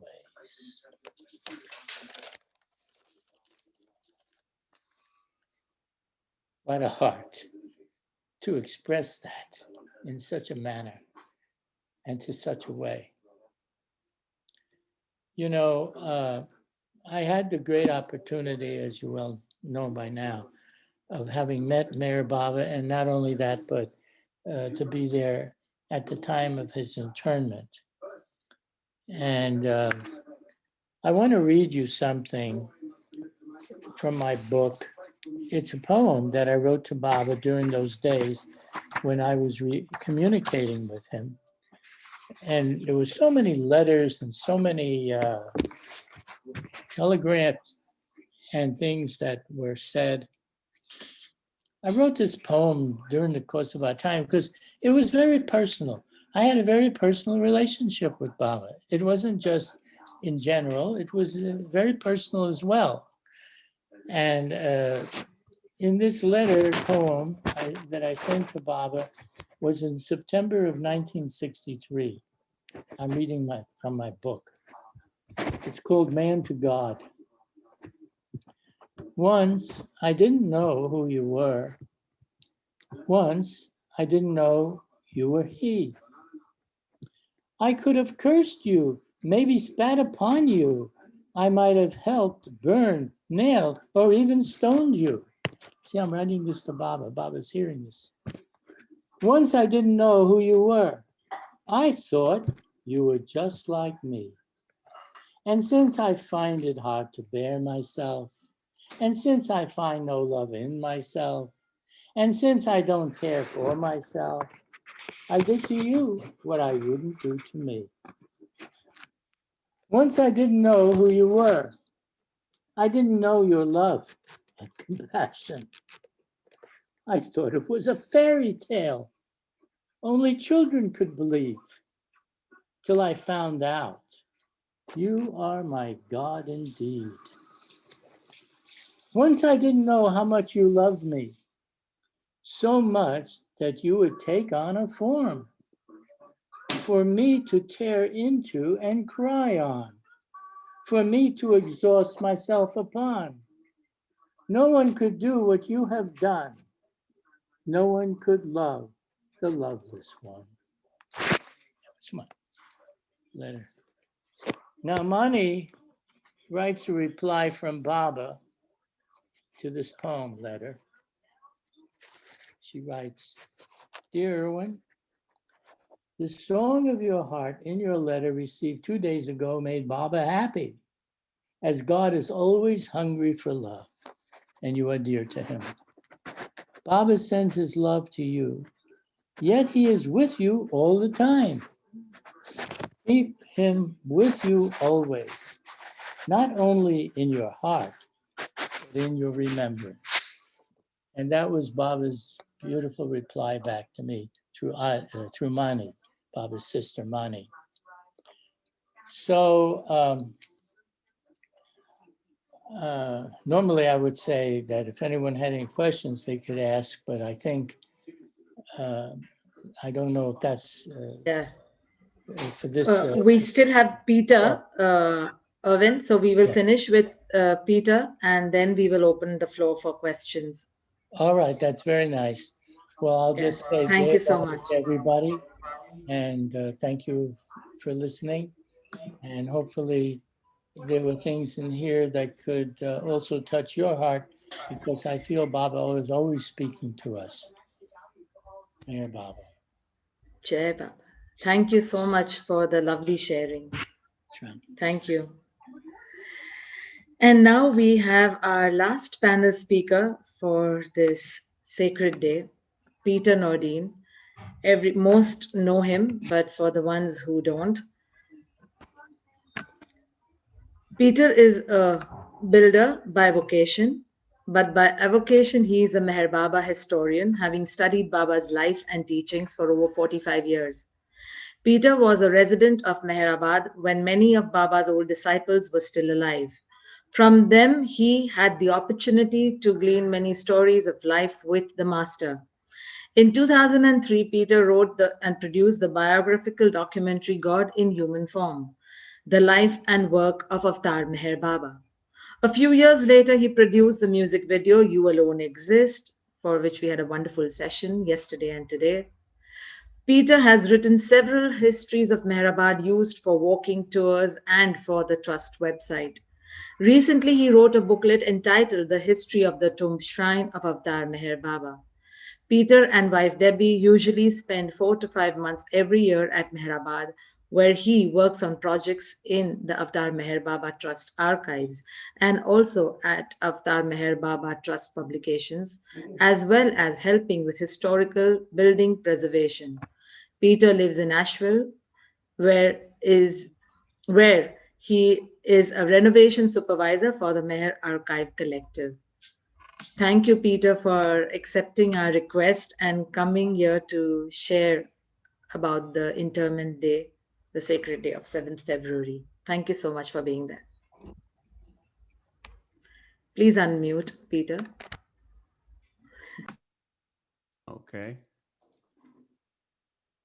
Yes, okay. I don't know how much time you want me to take.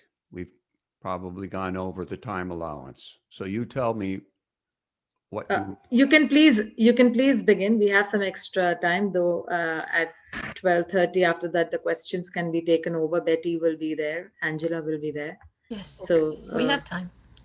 Yes. Okay. I don't need to focus on the event so much, but I may refer to that. You want me to put this on you? Yeah. Okay. You mentioned that we did the booklet, the Tomb Shrine of Avtar Meher Baba. We used that name because in Baba's own time, specifically when the trust deed was chartered in 1959, he used the term Tomb Shrine. You know that place has great history from 1927. Baba fasted for 5.5 months while he stayed in seclusion. Not during that whole period was he in seclusion, but he fasted during the Meher Ashram into the Prem Ashram time and during the Sadhak ashram time in 1927-28 for 5.5 months on the site of the crypt. Then it was crypt cabin. 1929, the crypt cabin became the crypt room. And then in 1938, it was built into what we see as Baba's tomb shrine. In the Sanskrit languages, the term samadhi is used. That term is used after the master drops his physical form and he takes samadhi into that tomb. So we call it his Baba's samadhi after he dropped his body.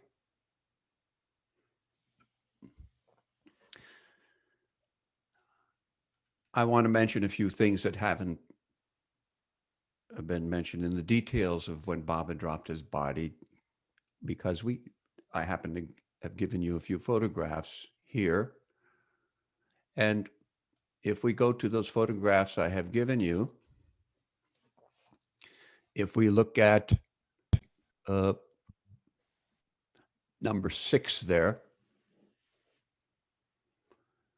you will see that this box is being lowered over Baba's body. That is Irwin standing there behind on the right.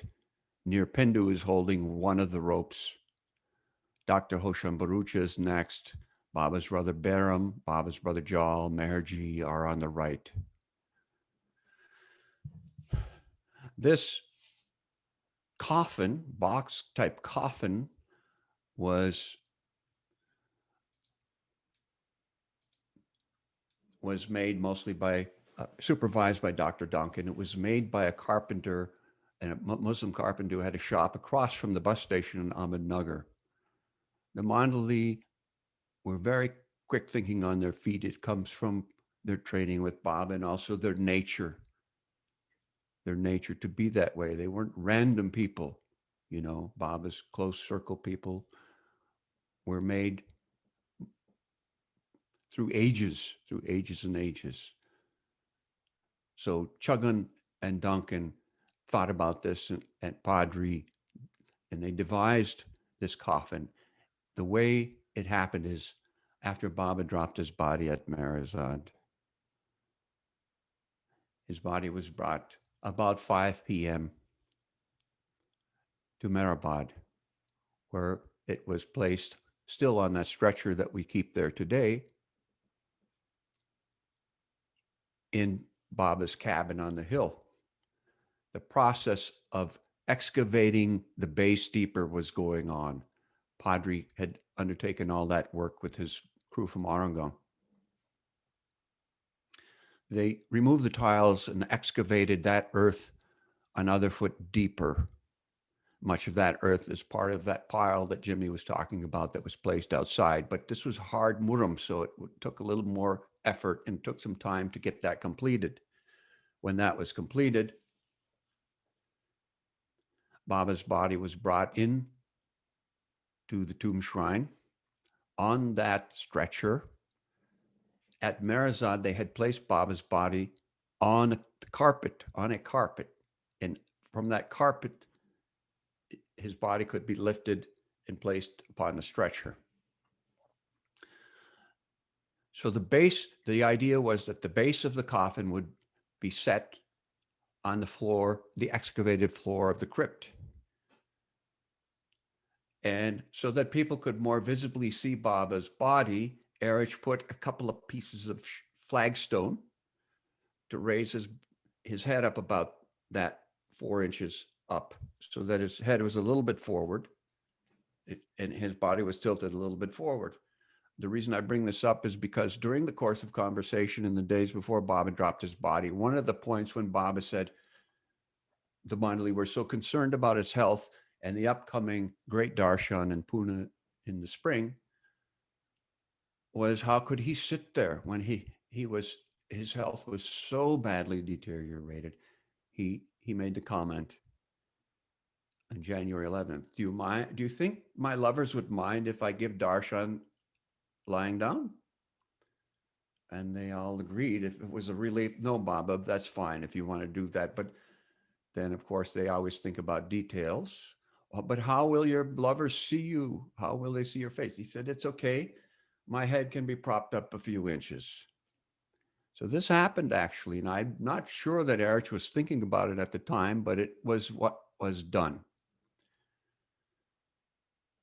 This box on top was made of the best grade teak plywood that was available there in Nugger, and it was finished with some layers of polish, sealed with a polish. They didn't have polyurethane, but they had certain types of varnishes and shellacs that they would use. And when that was completed, it was taken and kept under the tin shed there inside the Mary Retreat compound. And on this day, on the 7th, it was carried over here and gradually lowered. Baba's body was set carefully onto that wooden platform. That's where it was for those 6.5 days until the interment happened. If we go to the next photograph,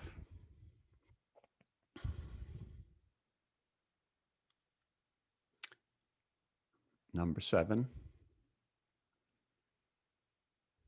Can you give me that photograph, please?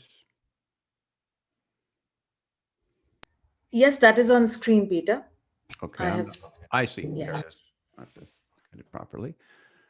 This is Padri on the left. This is a Muslim Mason from Arangan who's being directed by Padri to set this piece of flagstone at this edge of the crypt, leaving the steps exposed. So as the earth was filled around the box cover, these flagstones would be set to separate the actual crypt from the steps. Let's go to the next photograph.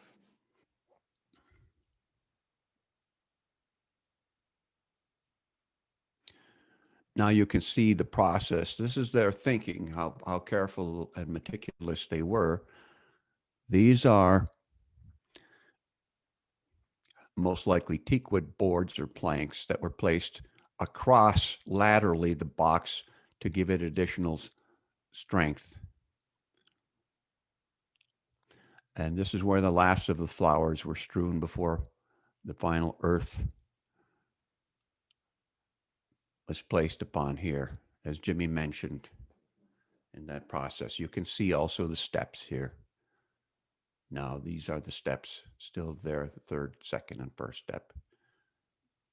Next photograph, please. Now, this is how everything looked before the marble was set. Here you can see that it was just buried and left that shallow there. There was a process of some months where that earth was settling. There was another problem, and that is that whenever people came for darshan, they would take a handful of earth. Some people would take earth away. So as the months went by, they had to keep replenishing the earth in there. About 6 months after Baba dropped his body, there was a collapse. Now, Rick Chapman mentioned this in his talk last week also. This happened in August. There was a collapse of the earth here, and apparently the weight of the earth finally collapsed a portion of the box. But the interesting thing about it is that this fragrance of roses permeated, people say, not only just the tomb, it was the whole hill that this fragrance of roses permeated. There was no smell of decaying flesh or anything like that. And when we see these photographs of Baba in the tomb, one of the points to remember is that his body did not deteriorate. I remember a story. There are a few stories that we don't hear often, but I remember a story that, these doctors were always debating this. And the reason Baba's body was left open for 7 days, because there was discussion about it. Often you had the scientific people on one side, led by Dr. Ramginde and Hoshan Barucha and others, who said, scientifically speaking, we know what's going to happen. Shouldn't we be covering Baba's body? And on the other side, you had Sarosh, who said, who is that person who's going to tell me my master should not be left open? Let him come in before me and say such a thing. So everybody backed off when Sarosh shouted like that. There were others also. So the two camps were there. The story was one day, Dr. Barucha and Dr. Goher were in the tomb having a discussion about this on this point. And Goher said, so you say we should cover his body soon. So she went down in there into the side and pushed on Baba's body. Tell me, doctor, do you see any signs of decomposition? Pushing on Baba's chest. There was no sign of decomposition. And it wasn't just because the ice that was kept around Baba's body.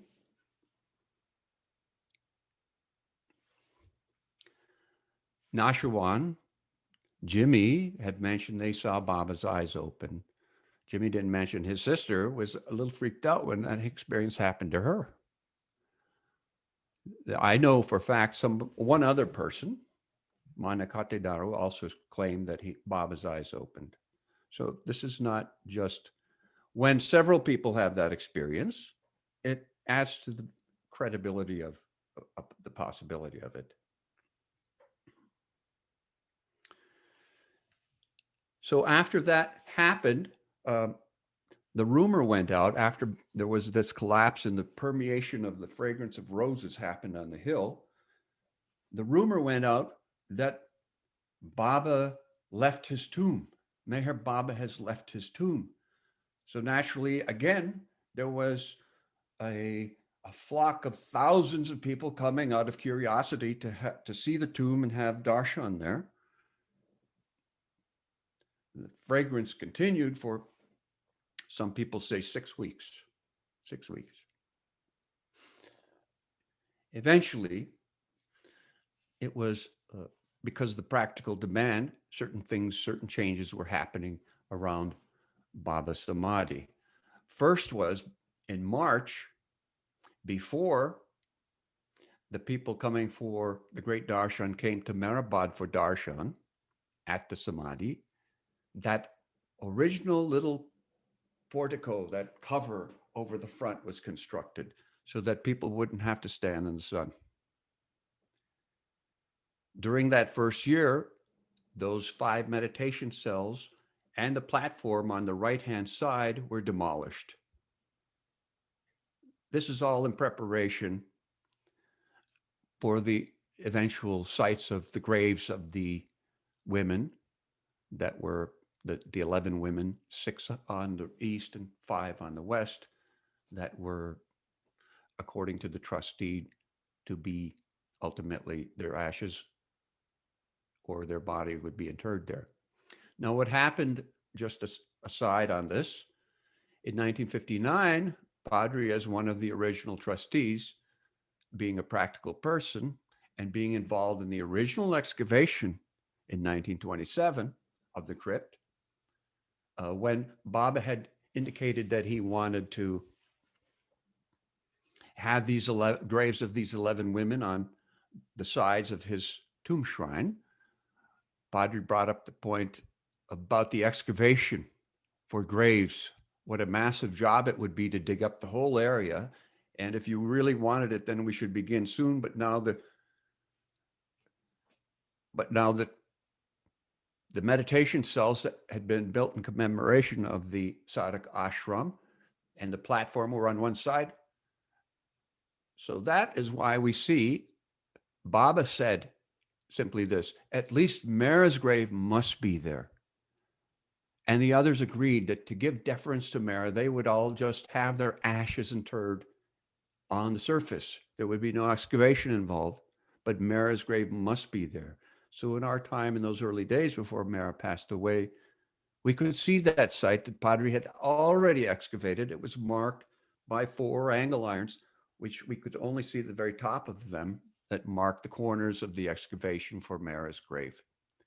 And that's why we see that. So that happened. Roshani wants to say something for a second. Okay, Roshani, you have something to say?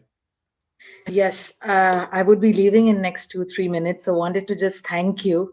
And thank you so much, everyone. Noasherwan, Jimmy Uncle, Cyrus, Irwin, for this beautiful, precious session. Truly enough. And I have to hop into one Lawrence workshop, which is there. Otherwise, I wouldn't go for nothing at all.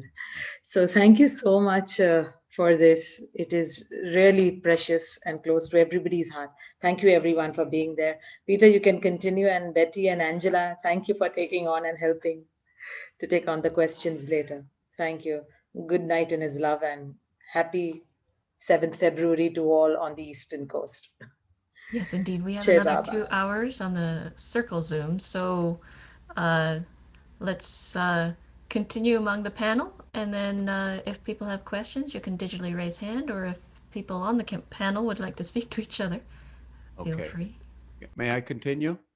Yes, Peter. Yes. Thank you. Thank you. I want to tell you about how the marble came to be. The people have been asking about the marble cover on the tomb, the slab.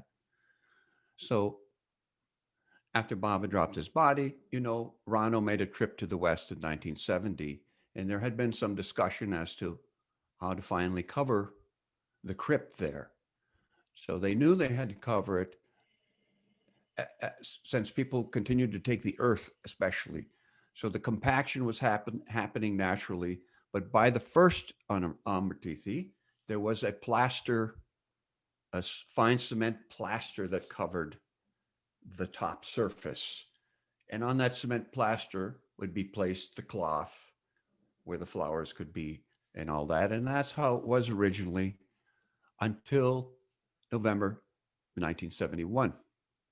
So Rano, being the artist, the craftsperson, thought a lot about this.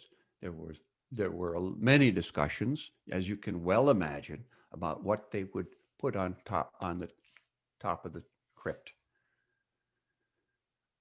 Rano knew that Carrara marble from Italy was the best, and she wanted a specific marble with pink and gold veins in it. It's a very rare marble. So she had Fred and Ella Winterfeld go there to Italy to specifically pick out that piece. And they had already decided what would be engraved on their Avatar Meher Baba, Eternal Beloved. I've come not to teach, but to awaken. And so all that was done in Italy, 24 karat gold inlay in the letters, in the engraving. When it was ready, it was shipped to India. And it was received at Bindra House in Pune, where it was put in Marwan's room for a few days. And at that point, they removed a little bit of the cover of the crate so that they could inspect and see what it was at the time. And somebody said, there's a little dark vein in there. It may not be the purest marble. Should we send it back? So now somebody had to go from Marizad. It most likely was Rano to make that decision. Rano was the one who in large part funded the thing. Fred and Ella, I believe, also contributed to the cost of the whole thing.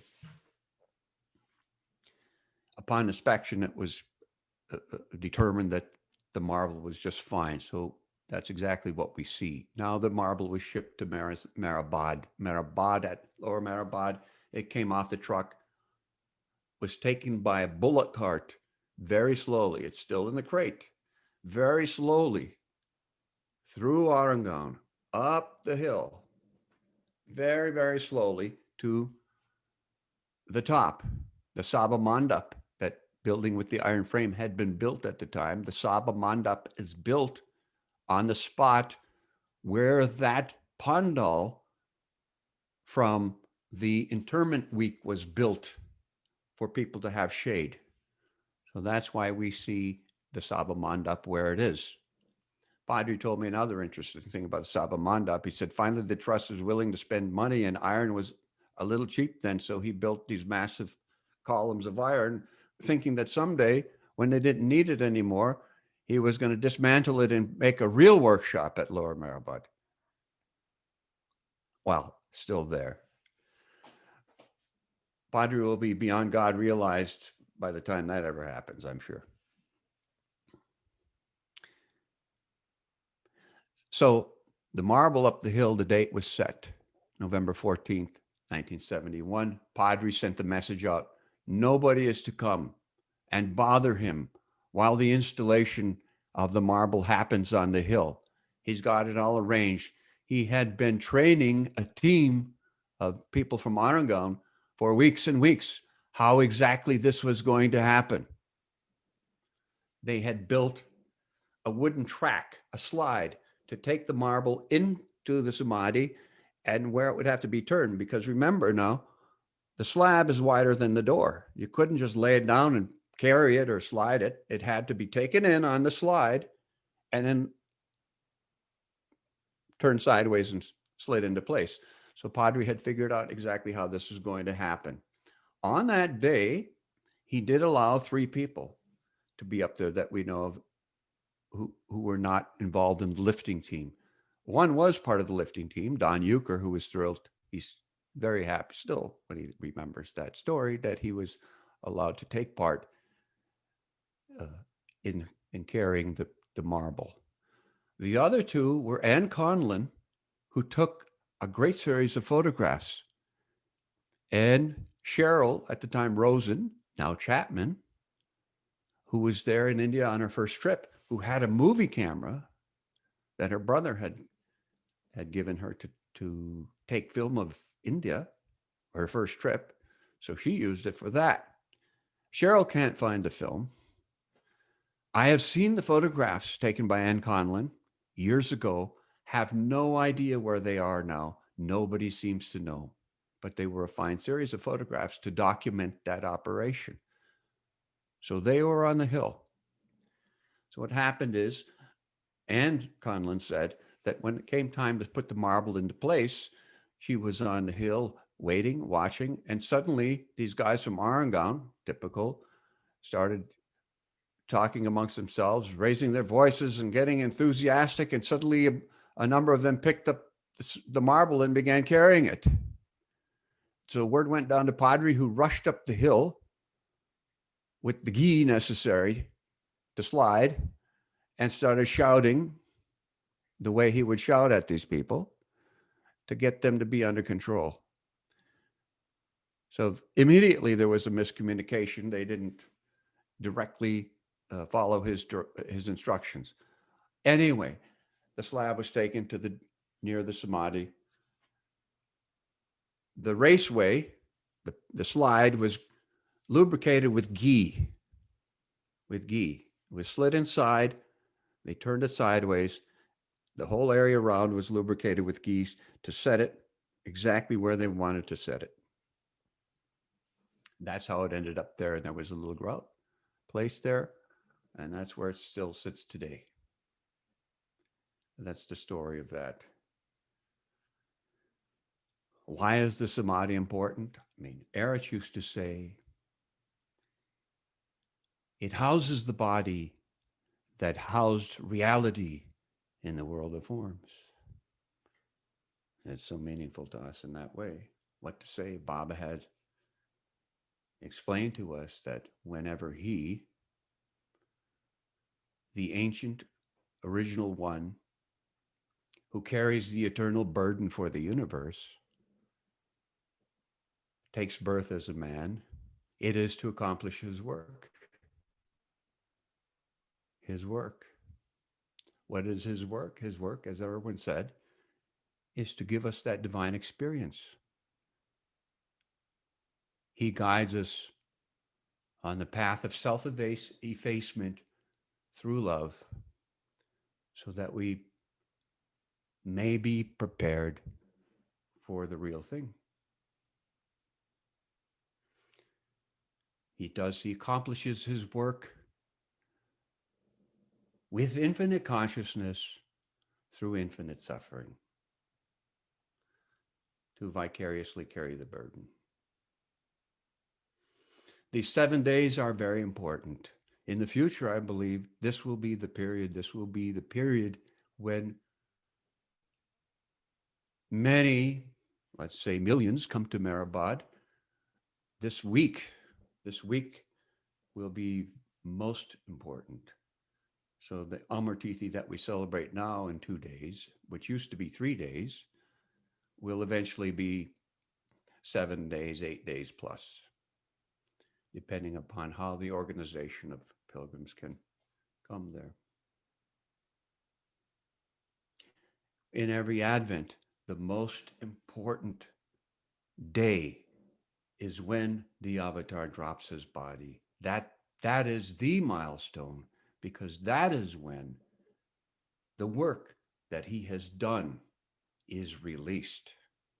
Baba has explained, this is an important point, reiterated from time to time, that whenever the avatar comes, he is the actor playing the main role in that drama that was written, produced, and directed by the previous avatar. And as that actor playing the main role, he writes, produces, and directs the drama from the moment he drops his body until the next avatar lives and drops his body. So that's why Amar Tithi is the most important date to us. Not Baba's birthday, not Silence Day, both important events, but Amar Tithi has a very particular significance for us. Okay, Jai Jai Baba. Baba, Peter. It looks like Hoshang and Havovi are ready to say something, if they would unmute. That good? Yes, perfect. Okay, Hoshang, speak now, please. Of God, Meher Baba ki jai. Yes. The earlier speakers have said everything that I wanted to say. So there is not much left for me to say about this thing. But I will give you a clear picture of what happened on that 31st night.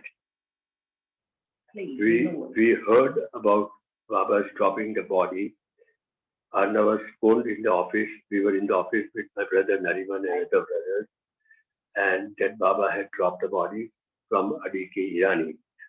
So we immediately went home, took up our family also, members, all the family, we all 4 brothers, Nariman, Arnavaz, my other brother, Behram, Rustam, and others, and the family. And we all left for Ahmednagar, Mehrabad on 31st afternoon around 2:30. We reached Mehrabad around 2:30 in the morning next day. That is on the 1st of, can you hear me? Hello? Yes, yes. Hello? Ah, okay. So we reached Mehrabad on around 2:30 and went up the hill directly with a torch in hand. It was a blue moon night. Can you imagine? And as earlier speaker said that there was flood in the Makkah also for 7 days, and the Muslims could not visit the place. Whereas Mehrabad, people who started coming in to pay respect to our Lord Meher Baba. You see, we reached there around 2:30, and when we met Eres there on the hill, Baba's body was already kept in the crypt. And by 2:30 or 3, we could enter the crypt, go down the steps. There were steps there, as earlier speakers mentioned, and we could touch Baba's feet, paid respect to him, looked at him, and his beautiful face was there, as if he was resting only. Nothing else beyond that, because It was there for some days. We were told that it will be kept open for 2, 3, 4 days. It was not yet decided what was the exact date when his body would be covered. Now see, the Lord of the universe, it was a plain, simple coffin made by Padri Kaka. It was like a matchbox. Can you see this matchbox? Inverted matchbox, simple as anything, and his body was covered with this, only like this. Can you see this? No, I don't think so. So it was like an inverted matchbox, and his body was covered with that later on on 7th of February. Why it was decided 7th and everything has been said by the earlier speakers, because it was a fasting birthday on that day, and Baba had said that I'll be completely free from everything now. So it was, but this constant remembrance, he would always say, remember me constantly, remember me constantly.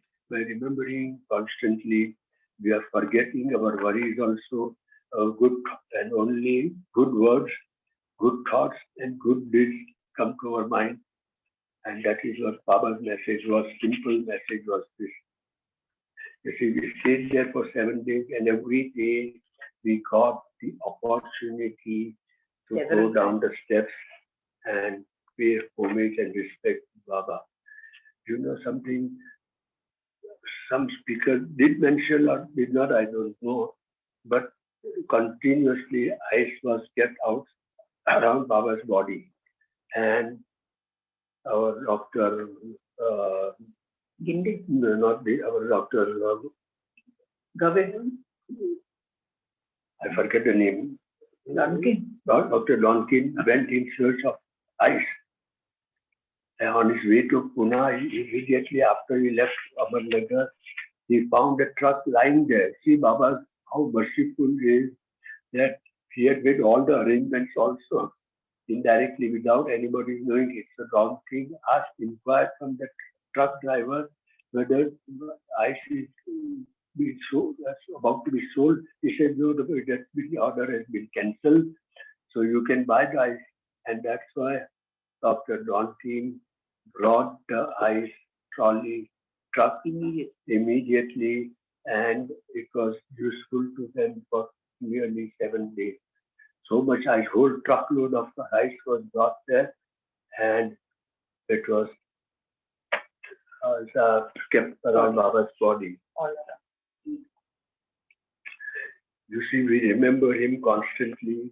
By remembering him constantly, when we go down, I always thought that we had wonderful time with Meher Baba during those 7 or 8 years at Guru Prasad.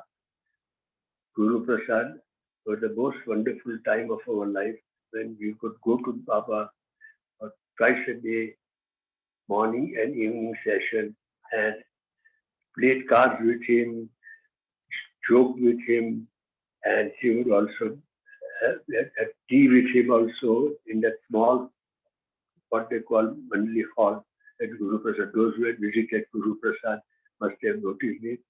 So those were the days. So those were the time I remember. Now those days are gone now, and we will not be able to have that close contact with Baba as much as we had during the last 7, 8 years in Guru Prasad. The point is that the last time we met Meher Baba was just 40 days before he dropped the body.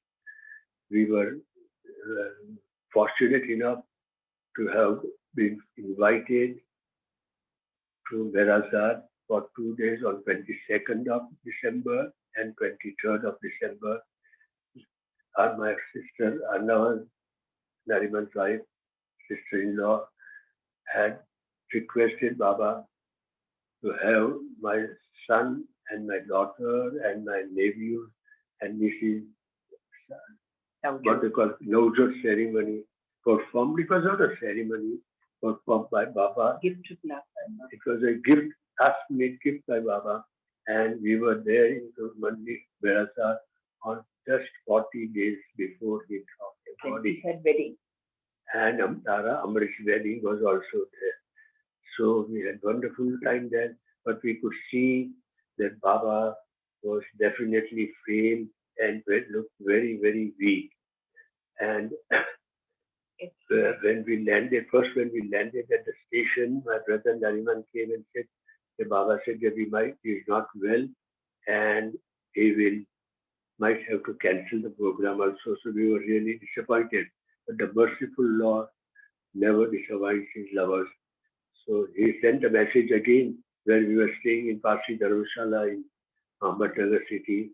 That Baba said that under any circumstances, I am going to hold a function. So we selected two Baba lovers and family members.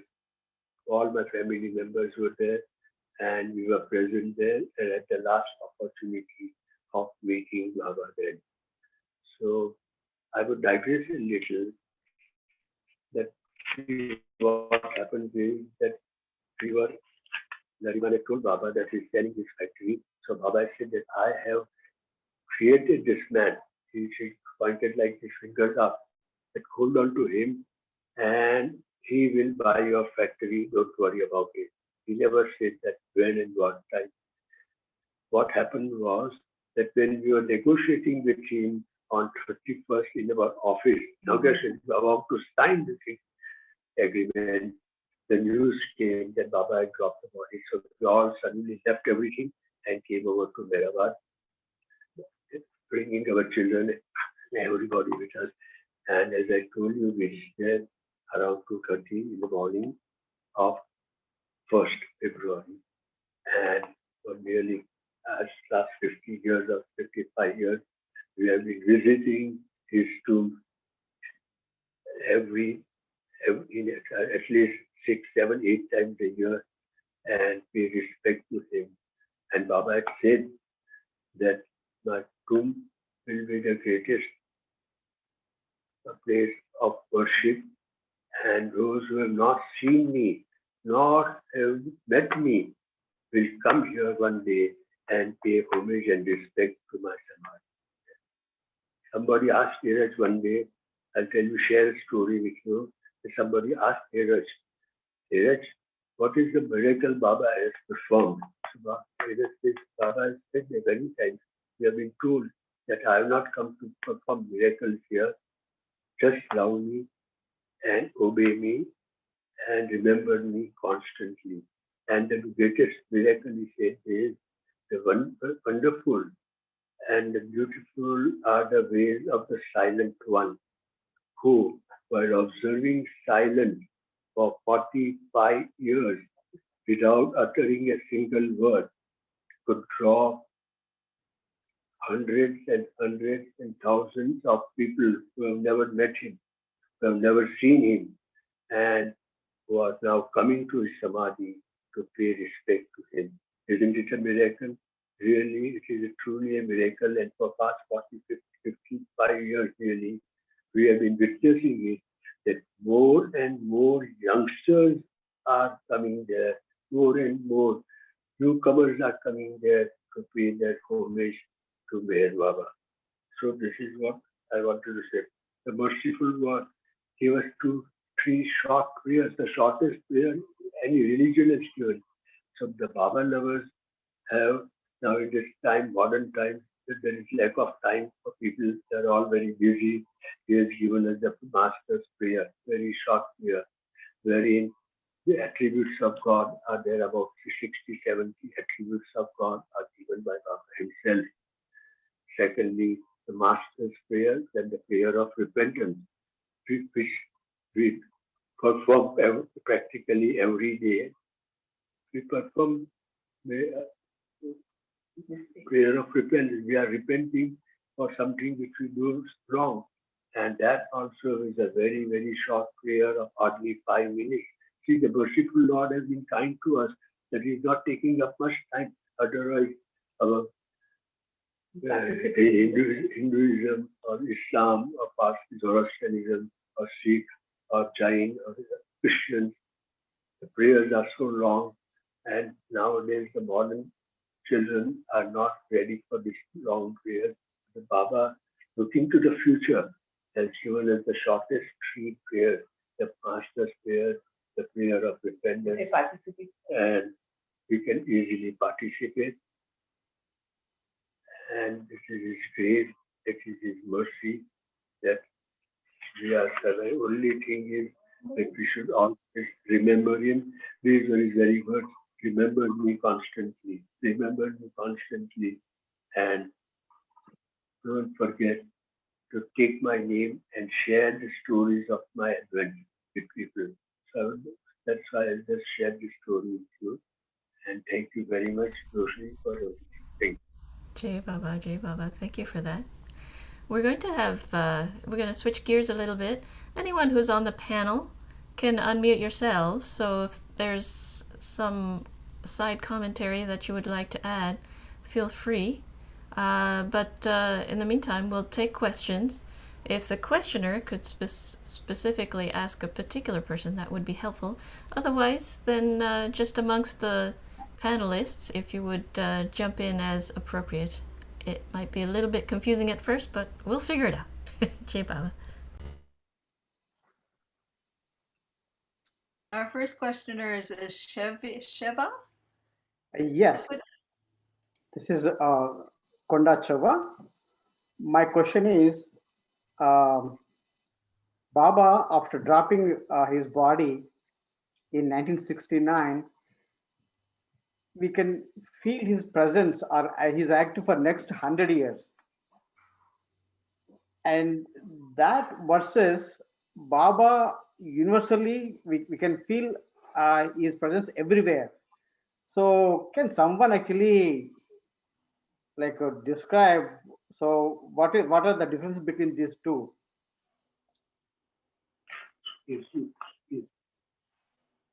Did you want to ask a specific person, or did you want someone to, any of the panelists? Anyone is fine. Wasn't sure the question. Can you repeat the question, Sheva? Okay. Baba, after dropping his body, is active for next 100 years. That's what actually I read. And then, like we will also know that Baba is presence is felt everywhere, universally felt everywhere. So then, like, what is the difference between these two? Like, so Baba, like, physically, so he is not in there in the body, but he is active for next 100 years, right? 100 years is kind.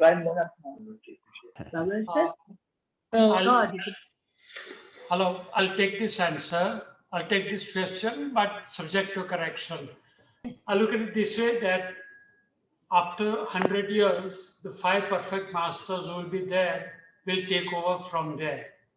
So till such time, for 100 years, the perfect masters will be, I call it, waiting in the wings. In the sense, they are not in authority. Meher Baba will be in authority for 100 years. After 100 years, the 5 perfect masters will take over. But for the lovers of God, Meher Baba will always be there. To give you a live example, I am a Zoroastrian, Cyrus, Noasherwan, we are Zoroastrians. But Zoroastrians still follow and revere Zoroaster. Zoroaster died 7,000 years ago, 5,000 years ago. But Zoroastrians still revere and pray to Zoroaster. Same goes for Ram, Krishna, everyone. So in that sense, Meher Baba will be with us for all the time to come, for millennia. This is my brief answer. Someone else can check me.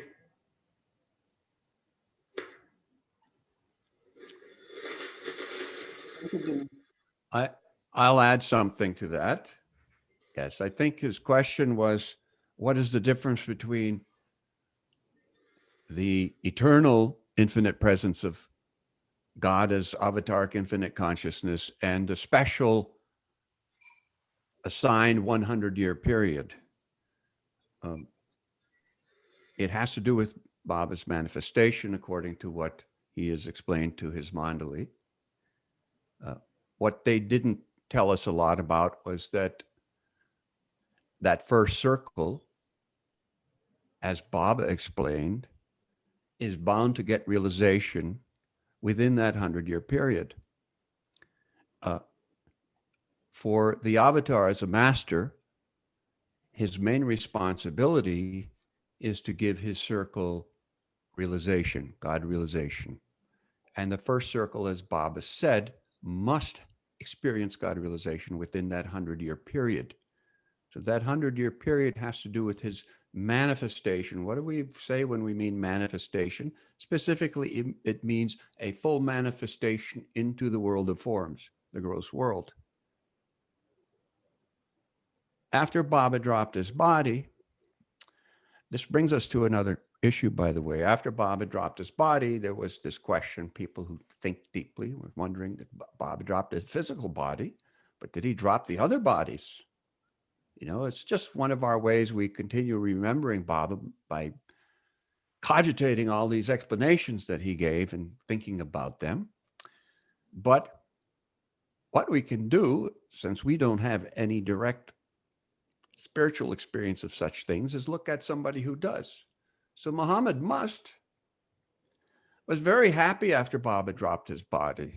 He wasn't sorry about anything. And he made remarks like, why can't you see, people? Can't you see that now Baba is everywhere here?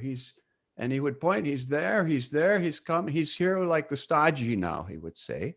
He said that the day before. He was going to come to Mehrabad to be like Ustaji, which God realized in the beyond state, disembodied state.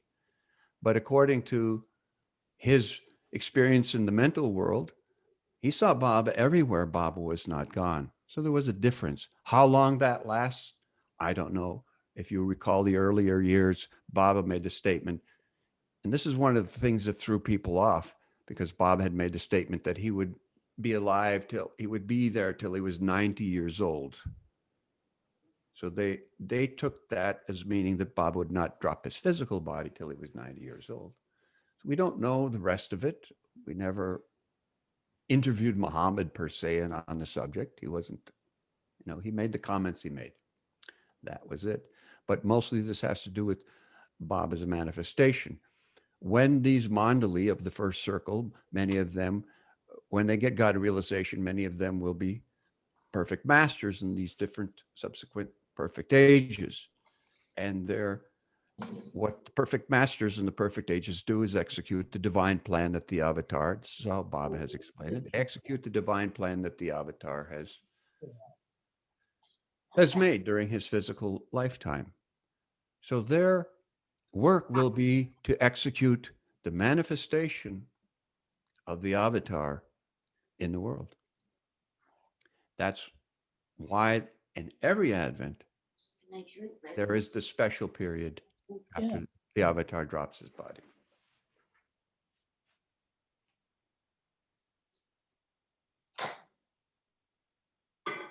I think we can take another question.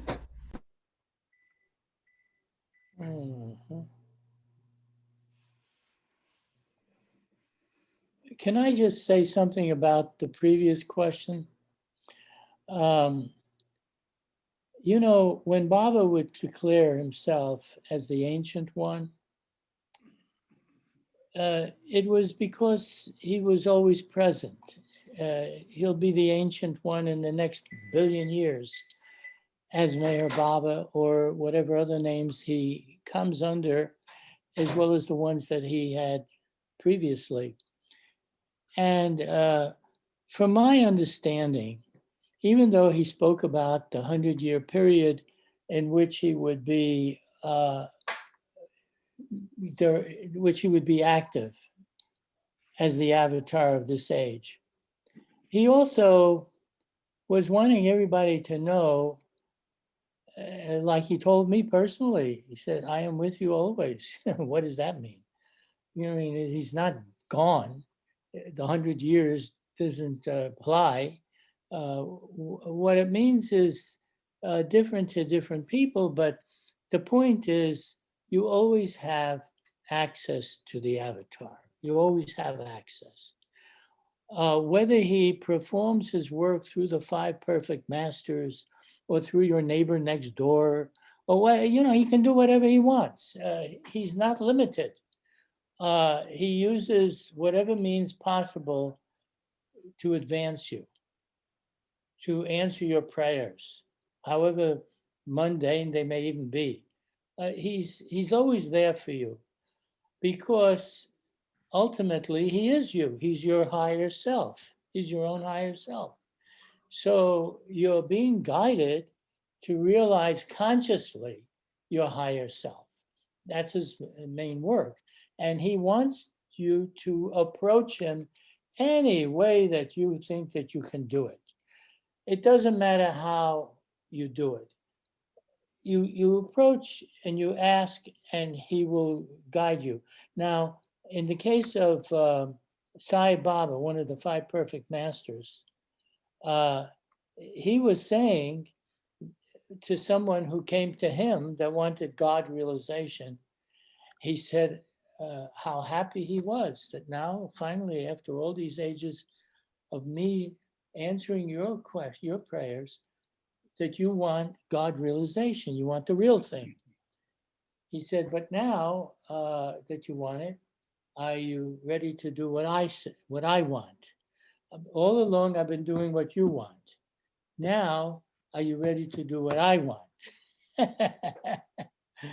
So this is what happens. Ultimately, you come to a point where you've had it enough with everything else.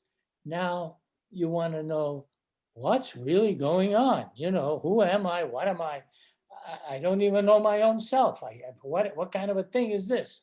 Me being me, I don't know me.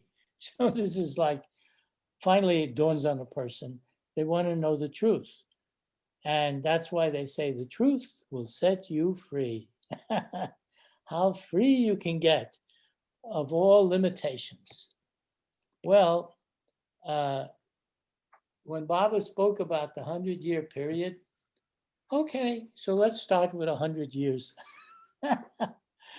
And then we'll go to 1,000 years, and then maybe to 1,000,000 years, or until you have achieved the goal. And that's what I think. So I don't know if this answers your question the way exactly you were thinking to ask it, but that's my version of it. Thanks, Irwin. Vijay was actually there, I think, at Interment Day. Is that right? What? Yeah. Oh. Yes, Angela.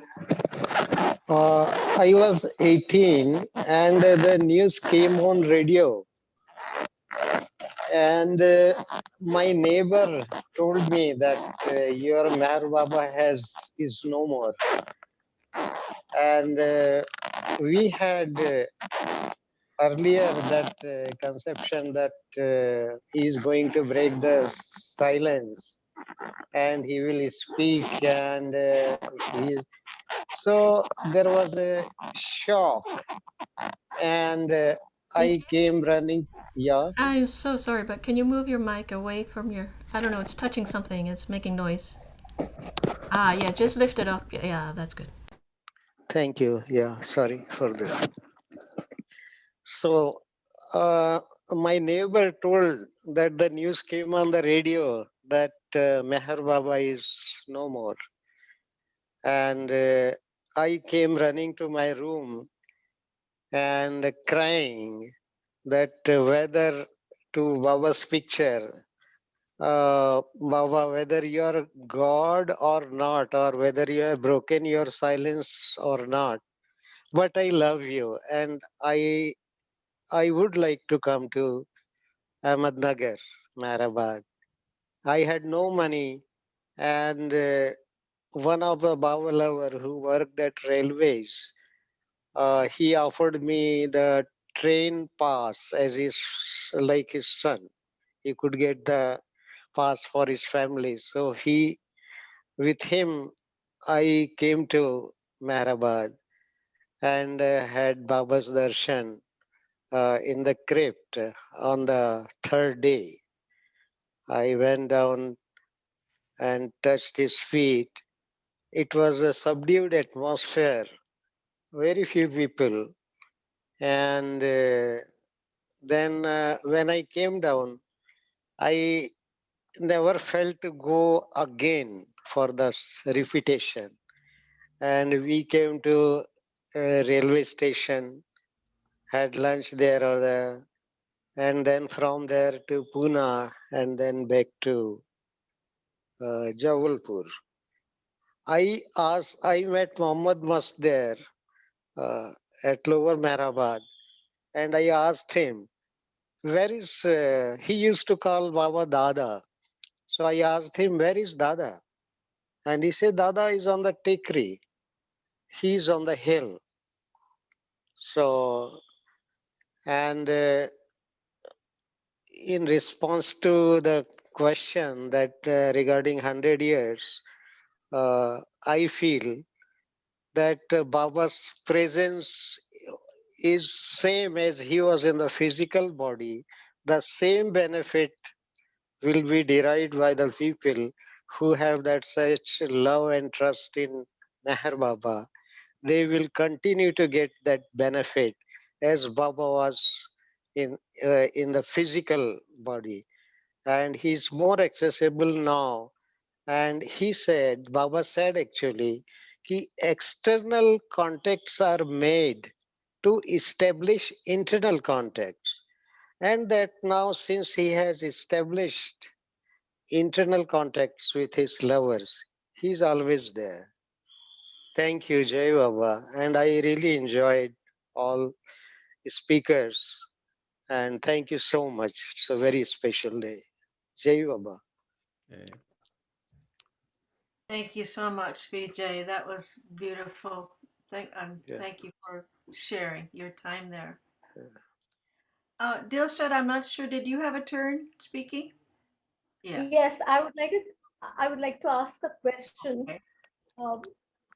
If any of the five speakers can answer, I heard all the five. The specific question that I have is that Baba has all along given signs and kind of indications. So he on one hand he had prepared the location of his samadhi, he had made the structure, he had kind of decided where the body would be interred, but he never said which day he will drop it, nor did he say which day would he be totally covered. So this thing about 7th February, in hindsight or in retrospect, it is associated with what he had said when his mandli was asking him, when are you going to relieve yourself from this trauma of being so ill and so badly suffering. So my understanding is that from 31st onwards, it was like, on a day-to-day basis, situation was changing. Jimmy uncle also, I remember, said there was a floating population. And the trustees were also not, as I understand, very sure of what to do when. But it happened finally that the interment happened on 7th. So this connection with his Parsi birthday, did it happen, I mean, by chance or as an afterthought? Or in other words, what was it finally that the trustees decided that yes, now the body cannot be kept anymore? Because there was another one person saying that, Dr. Roshan Barucha. So Roshan uncle went down and saw that the body was okay, or Dr. Goher, whatever. How was it? What was the final logic or criterion that made the trustees decide 7th February? Thank you so much.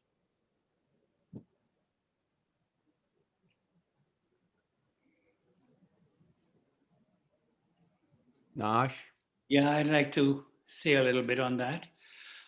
I cannot tell you exactly why they took a decision. There were several discussions that happened, but let me go back to 1950 when Meher Baba's birthday was always celebrated on February 7th. And I was a little boy at that time during the new life. And in Dehradun, Baba's birthday was celebrated on the 7th with save and rubber that was made by Naja, and several of the Baba lovers from Dehradun had gathered. So in the early years, Baba's birthday was celebrated always on the 7th. So there may have been some indication from the women Mandali that that might be a good day for internment of Baba's body.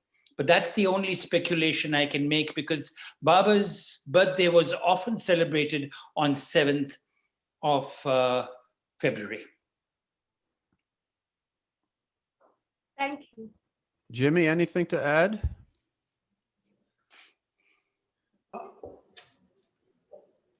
See, there's a story which I've heard myself, which is in none of the books. And the story goes that there was this gentleman from Ahmednagar, Darab Satta, who had thereafter moved to Bombay for job. Everyone, all the men from Ahmednagar, since it was a one-horse town, there was no avenue to make a living, to earn a living for your family. So all men, including my ex-boss, Savak Damania, who was my boss, all the men would go to Bombay for work. So Darab Satta was one such person from Ahmednagar who had moved to Bombay. On the 31st, a group of us, 35 of us, went to Ahmednagar because we came to know about it. Darab didn't come to know about it because nobody informed him. So on the next day, which is the 1st of Feb, Darab is having his bath in the morning on the seventh floor. There's a knock at the door, and his cousin says, Darab, do you know your Meher Baba died yesterday and they are covering his body at 10 o'clock in the morning or 9 o'clock, whatever. And Darab started howling. How can Meher Baba just die? How can he die? Then there's another another knock on the door and says that Meher Baba is to be interred at around 9, whatever. And it's already 8 in the morning, he's in his bath, and Baba is to be closed within an hour's time. So he starts howling again that, Baba, how could you do that? How could you ever do that? Nobody informed me. I will never see your face again. I will never ever be able to see again. And this is it. So Baba comes through the window. He sees this vision. Baba comes through the window on the 7th level. He says, Darab, you don't have to cry. You don't have to cry because my body is not interred yet. It's not going to be covered. You go to Ahmednagar, you go to Mehrabad and tell the Mandli to keep my body open for 7 days. Darab said, Baba, who am I? Who am I to tell the Mandli? Why didn't you tell Mera? Why didn't you tell Mani? Why didn't you tell Iraj? Who's going to listen to me? Baba said, you don't have to cry. Just do what I say, you do it. So by evening, he's on the hill and he meets Iraj. I think they were cousins. So Darab is telling his cousin Iraj as to what transpired in the morning. Now, if it was me or it was someone else, Iraj would have said, Darab, sit down, please sit down. Have a cup of tea or water. I know you are disturbed, etc. But he didn't do that. He said, Darab, you wait here. I'll go inside. I'll talk to the women Mandli and I'll come back. Amazing story. Sure enough, Iraj comes back with Dr. Goher and Baba's sister Mani and says, Darab, repeat what you said. So Darab repeats what he says. So they go inside, the women go inside, they talk to Mera that Darab is saying what he's saying. So then there is a conference. Mentally, the women agreed. Now, I won't go into details why, but mentally, the women agreed. So there is a conference between the women Mandli, the Mandli, and the 3 doctors. And initially, Dr. Ginde was very upset. He was very upset. He said, this is not going to happen. Who is this man? Who is this silly man who's talking nonsense? And finally, I'll make it very brief. Finally, as a compromise, it was decided that the doctor will go inside the crib They will inspect Baba's body. They will open Baba's torso. They will inspect Baba's body. If it is holding good, as I call it, if it is holding, the body is holding, then will postpone the interment. So twice a day, I've seen doctors going inside, the 3 doctors going inside, and they would close the door, and after a while they would come. Goher would go to the women monthly. She would talk to the women saying that Baba's body is good, we can postpone the interment. So from morning it went to evening, from evening it went to morning. This kept happening. On the 4th day, Dr. Ginde went back. On the 4th day, Dr. Ginde went back. So he was out of the picture. He was very disturbed. In fact, when he was inside on the 3rd day or 4th day, he's telling Goher and the other doctor, Don, don't you think we should close Baba's body now? He was very nervous. He was very nervous. So Goher said, why, Dr. Ginde? What is the issue? What is the problem? Baba's body is holding. As Peter said, she would press Baba's torso, physically press, because she was the one who was down on the ice. And she would press Baba's torso and look up at Ginde and say, Ginde, look at it, look at me, look at Baba's body, it's still holding. Why do you want to close it? So then Ginde left on the 4th day. So this is how they went from day to day, session to session. And finally, well, it was decided on the 6th day that tomorrow is the day. Tomorrow is Baba's birthday. He had given some signs, as previous panel members said. So this is the story behind why Baba's body was closed on the 7th day. Sadly, unfortunately, there's not a single book on Baba which talks about this except my book. But I think I've answered this question. Thank you so very much. Yes. Thank you. One comment I will add is that it happened on the morning of the 31st at Mirzad, when so many of the Mandali were in Baba's room with him in his bedroom. He was suffering so much. Dr. Duncan and Dr. Goher were just hopelessly dejected that they couldn't help him. And that's when Baba made the comment, don't worry about a thing. In 7 days, all the suffering will be over. So that is the hint. It actually happened on the morning of the 31st. That is the hint, the main hint they took. And then the second factor being Baba's birthday. Yes. We touched upon that hint. Thank you so very much. I have one question for you. You mentioned about Baba's body being taken in that stretcher, that metal stretcher to the wooden tomb. stretcher. Yes. And then I'm fail to understand. I keep on hearing that box was lowered down, but what was Baba kept on? I mean, what was the kind of thing he? So as Hoshang was trying to explain, it was the box portion was the cover, and the lid, in this case, the lid was what was set on the bottom of the crypt first. So the box was first put and then Baba was put on the box? No, the lid of the box was set down. So the box, imagine this, the box was used in an upside down way. So the lid was placed at the bottom,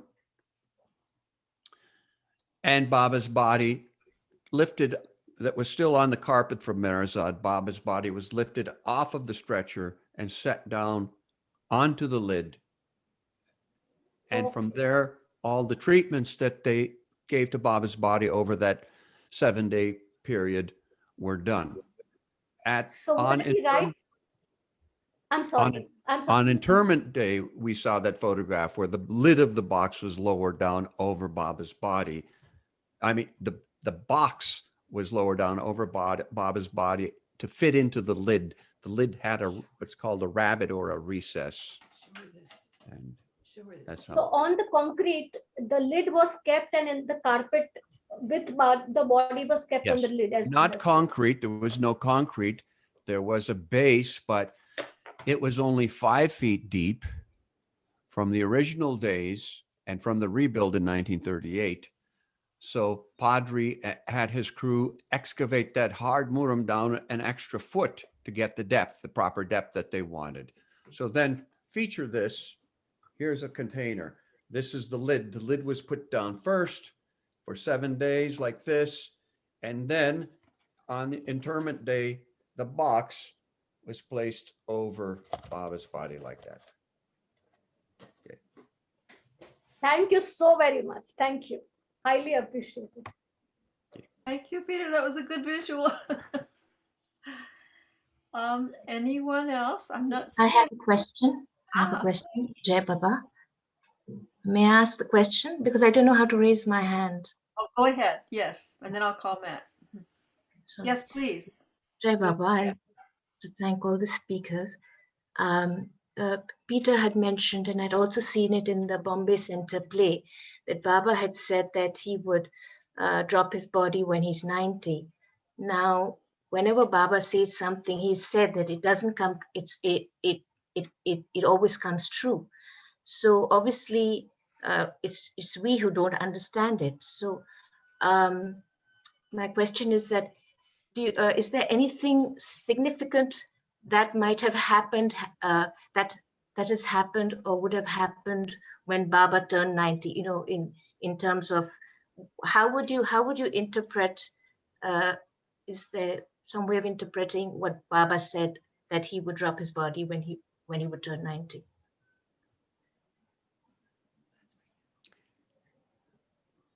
You know, things went on as usual. What happened after Baba dropped his body is that many of the Mandali and close disciples also began to pass away. 1984 didn't seem like anything specifically important. It just, things went on. But I would say probably a significant date was when Mara passed away in 1989. And that was 20 years after Baba dropped his body. Within the time Baba dropped his body, as he said, when I drop my body, then I will take soon, I think I remember hearing this, he said, soon I will take 6 of my people with me soon after. Sadashiv, first one was Kakabarya, Sadashiv Patil, Dr. Duncan in August, others. So as the years went by, and every time somebody would die, Padri had this term, well, another wicket has fallen. And then they would say, well, it should be in a group of 3. Who's next? And they always joked about dying because their whole purpose to them was being there with Baba in the physical body, but they continued to do the work faithfully, but they didn't take any of this stuff, dying, very seriously. I remember when Khoumbata died in 1976, we were having a meeting before Amartithi, and somebody rushed down the hill. Khoumbata has dropped his body in Mandali Hall. Padri's comment was, he didn't drop the body, he died. He kicked the bloody can, something like that. It's, you know. So he told me, go over, they didn't have a telephone at Mehrabad, so he told me, go over to Alu's and call Erich. So I rode my bicycle quickly over to Alu's TB sanatorium and called Erich. Erich, Khoumbata has died. Okay, so what do you want? Well, I guess they want a coffin. Okay, we'll send it out. They always had a ready coffin behind Adi's office for the next one. And that was ready. So they sent that one. It was a slightly small, but they squeezed his body in there and that was it. This business of dropping the body, that's only done by someone who has consciousness and can actually do it with volition. Right. But they know how to do that. Yes. And they do it for the purposes of moving on or whatever their purpose is or mission. But everybody else just drops dead. you see, they die because there's no way of controlling this by the ordinary person. By the way, it isn't the first time that Baba said things that were not understood, like his being 90 years old. He also talked about dates and times when he would break his silence. And for a long time, you know, people felt very disillusioned with Baba. They didn't know what to make of it, because how can he say something and then it doesn't seem to pass that way?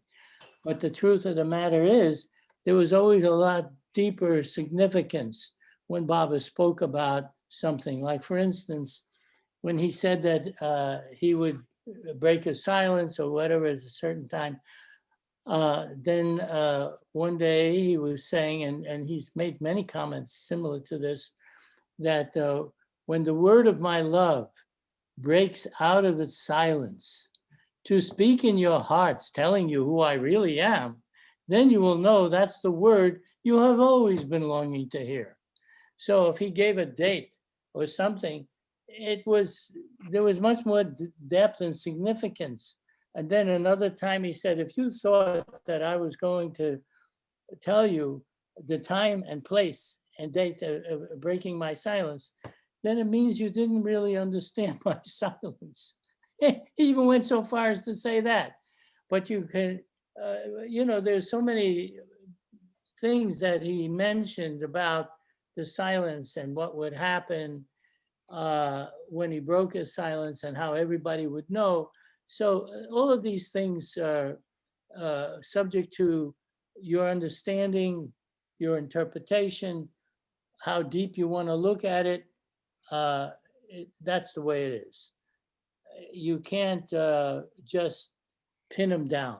You know, he's not someone you pin down. He does things as he sees fit. And he's told us that all along, that he is totally free from everything he says. Well, it's for us to try and meditate on it. You see, it's for our benefit, because these questions come up and it sounds mysterious, and what happened? And why didn't he do this? What's happening really is that you're thinking about him all the time. He's giving you a reason for the mind to think about him, even if it's about why he didn't break his silence, or he did break his silence, or the interpretations that, well, Baba is manifesting. He said that he would manifest. Well, what does manifestation mean? It means showing you something. And what did he say? That he would show you who he really is. So the whole thing is that the world is coming to know, because he said his manifestation would be for the world. They're coming to know who he really is, that this is God coming into the world again to uplift us. So that's the manifestation in a very simple, gross manner for the gross world. How it manifests on the inner planes, that comes later, if it hasn't already happened to you, which it hasn't happened to most of us. I'm not going to speak for everyone. I would like to add to Irwin's thing about silence. May I? May I? Yes, please. Yes. Okay. Yes. We were all sitting in Baba's presence in 1965 in the Mandli Hall at Guru Prasad. And suddenly, some of you may have heard the name Noasherwan Mama, who was a relative of Erach, was sitting in the audience, and he raised his hand and said, and Baba said, yes, what is it? You have a question? He said, yes, Baba. So he was asked to stand up, and he said, Baba, you have said that you will never break your silence. And everyone was stunned to hear him say this. And most astonished was Baba himself. And Baba said, when did I say that? and then Baba became very serious. And he said, I will break my silence in the hearts of those who love me. I heard these words directly from Baba. And that is why I say that all the people who attended this Zoom event today are the ones who can hear Meher Baba's silence in their hearts, because he's given them the conviction of conscious divinity. That's Beautiful, Noasherwan. Thank you. Yeah, one second. Here, I'm sorry. Here, my answer is twofold. One is the masters talk in cryptic language, which you and I do not understand. At times, they talk in cryptic language, which is beyond us. And point number two, your clock or your wall clock or your watch, your sense of timing is not the same as theirs. They may be talking from a different perspective, from a different angle, which you and I will never understand. So this is my answer. Thank you. Thank you. Can I come in on this just a bit? Okay, I would want to get Matt as we had been waiting. Go ahead. No, I just wanted to address this thing that Pia said. Many times when we read Lord Meher, especially in the beginning days when Baba was much younger, he would say, tell the Manli, we are going to this place. Say, for example, it is Mysore or some place. And then it would land up that he would cancel the plan and they would end up going to Calcutta. I mean, when I was reading that for the quiz that we had for the Bombay Center, it was most amazing to me that God is saying something and doing something completely, it's like East and West. So on so many levels, Baba has done things which he particularly finds it relevant. And then, like, for example, even the school that he started the school for the boys and then he's wounded it up. So it was like, it's difficult for us to fathom with our gross mental capacities what the avatar has for us. Thank you. Isn't that the truth? So very Matt, you've been so patient, Matt. Let's give you a turn. Jai Baba, everyone. I think Jai Baba panel. Thanks, Hi, Betty. Matt. Hi. I have a question for all of you. I'd like to know your thoughts on something Lynn Ott had said. When Baba dropped his body, he took his divinity with him, and what he left was his humanity. I was wondering what you all think of that.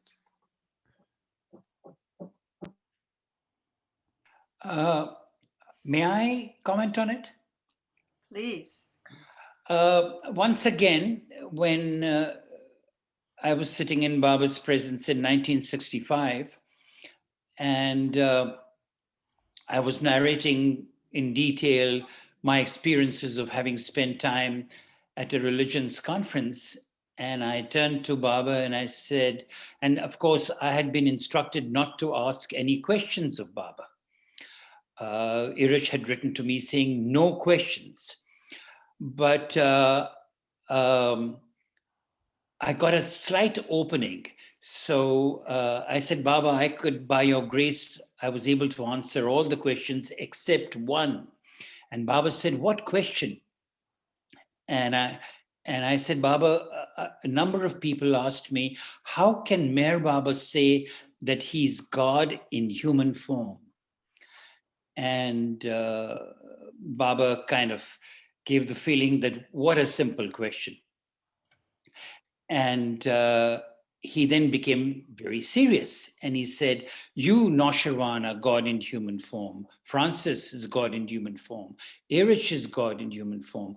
I am God in human form, but I am conscious of my divinity. It is my job to make each one of you conscious of your divinity as God in human form. And how do I do that? I give you the gift of conviction. And as I said earlier, it is this gift of conviction that has brought all of you in his presence this afternoon. Thank you. Jai Baba. Jai Baba. Thank you, Noasherwan. Matt, does that answer your question? I'm sorry, I muted you, Matt. Can you hear me? Yep. I was hoping Mr. Luck would have something on that. Mr. Luck?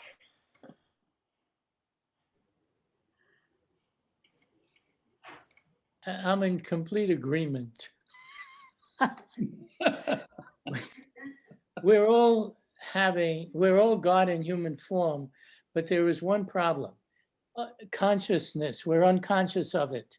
If you're not conscious of your unlimited state of being and your bliss of being, then even though that's what you are, because you can't become something you're not, even though that's what you are, the whole point is to be conscious of it.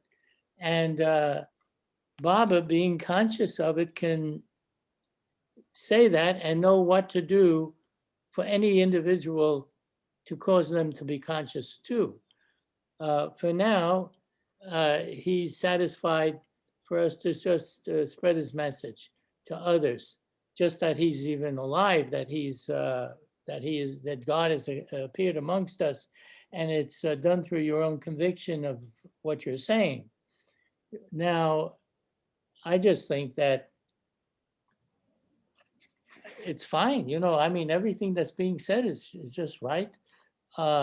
Because Baba has said it. What are we doing? We're just, communicating what Baba told us. And so whatever he said, that's what we say.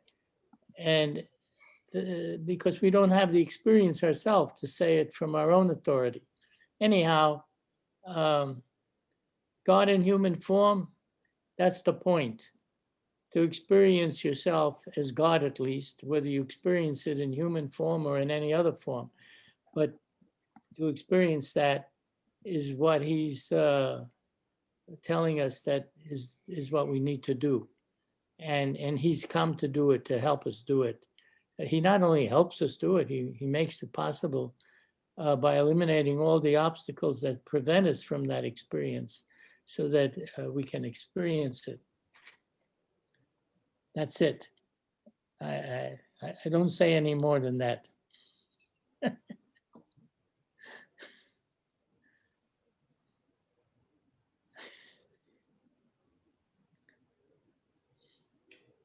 May I respond to Matt?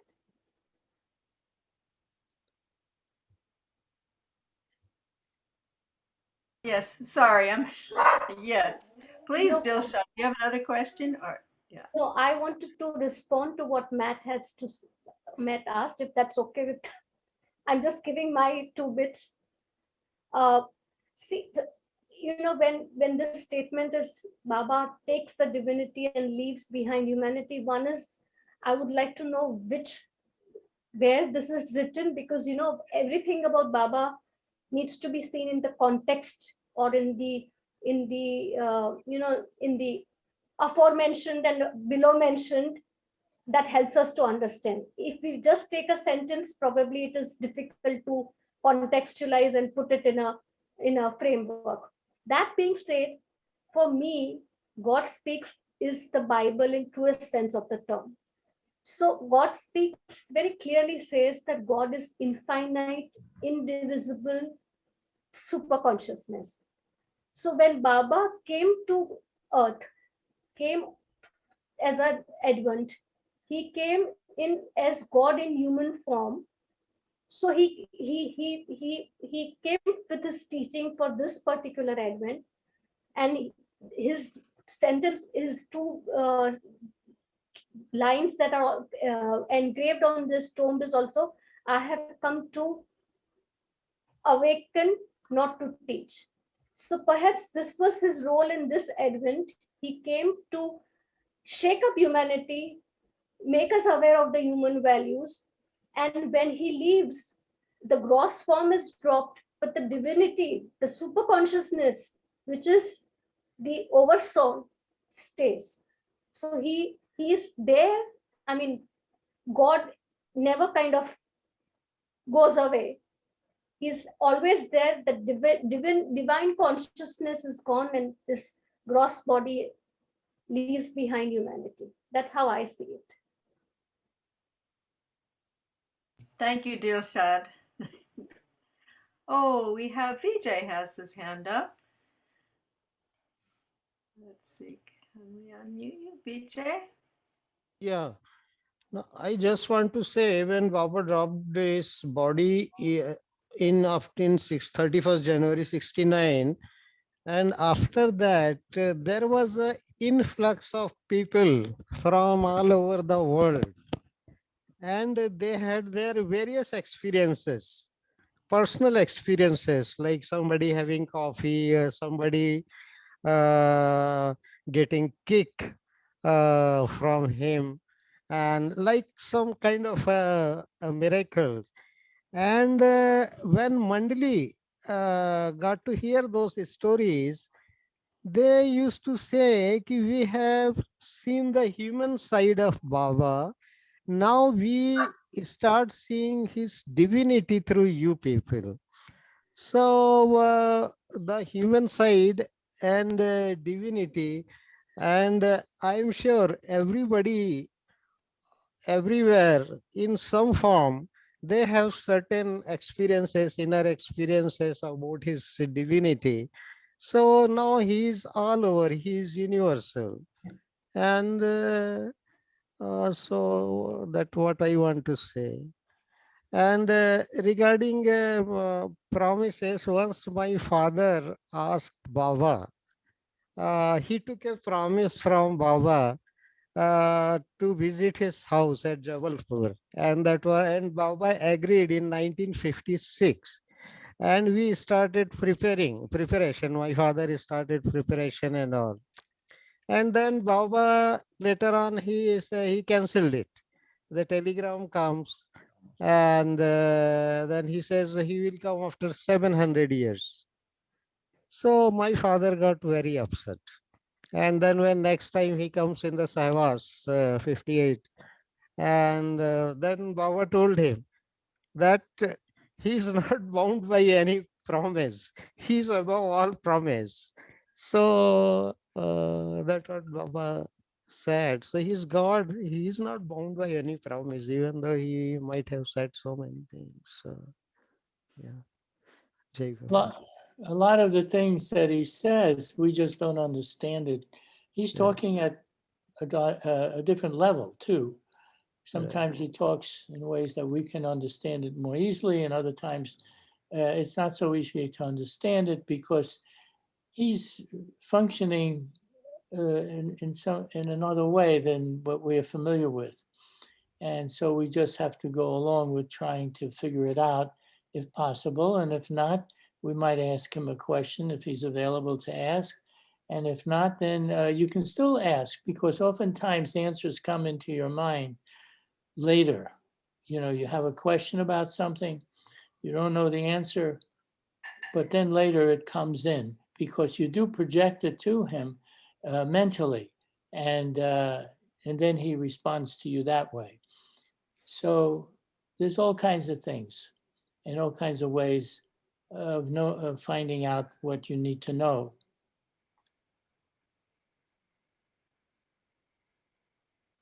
Thank you, Irwin. Thank you, Vijay.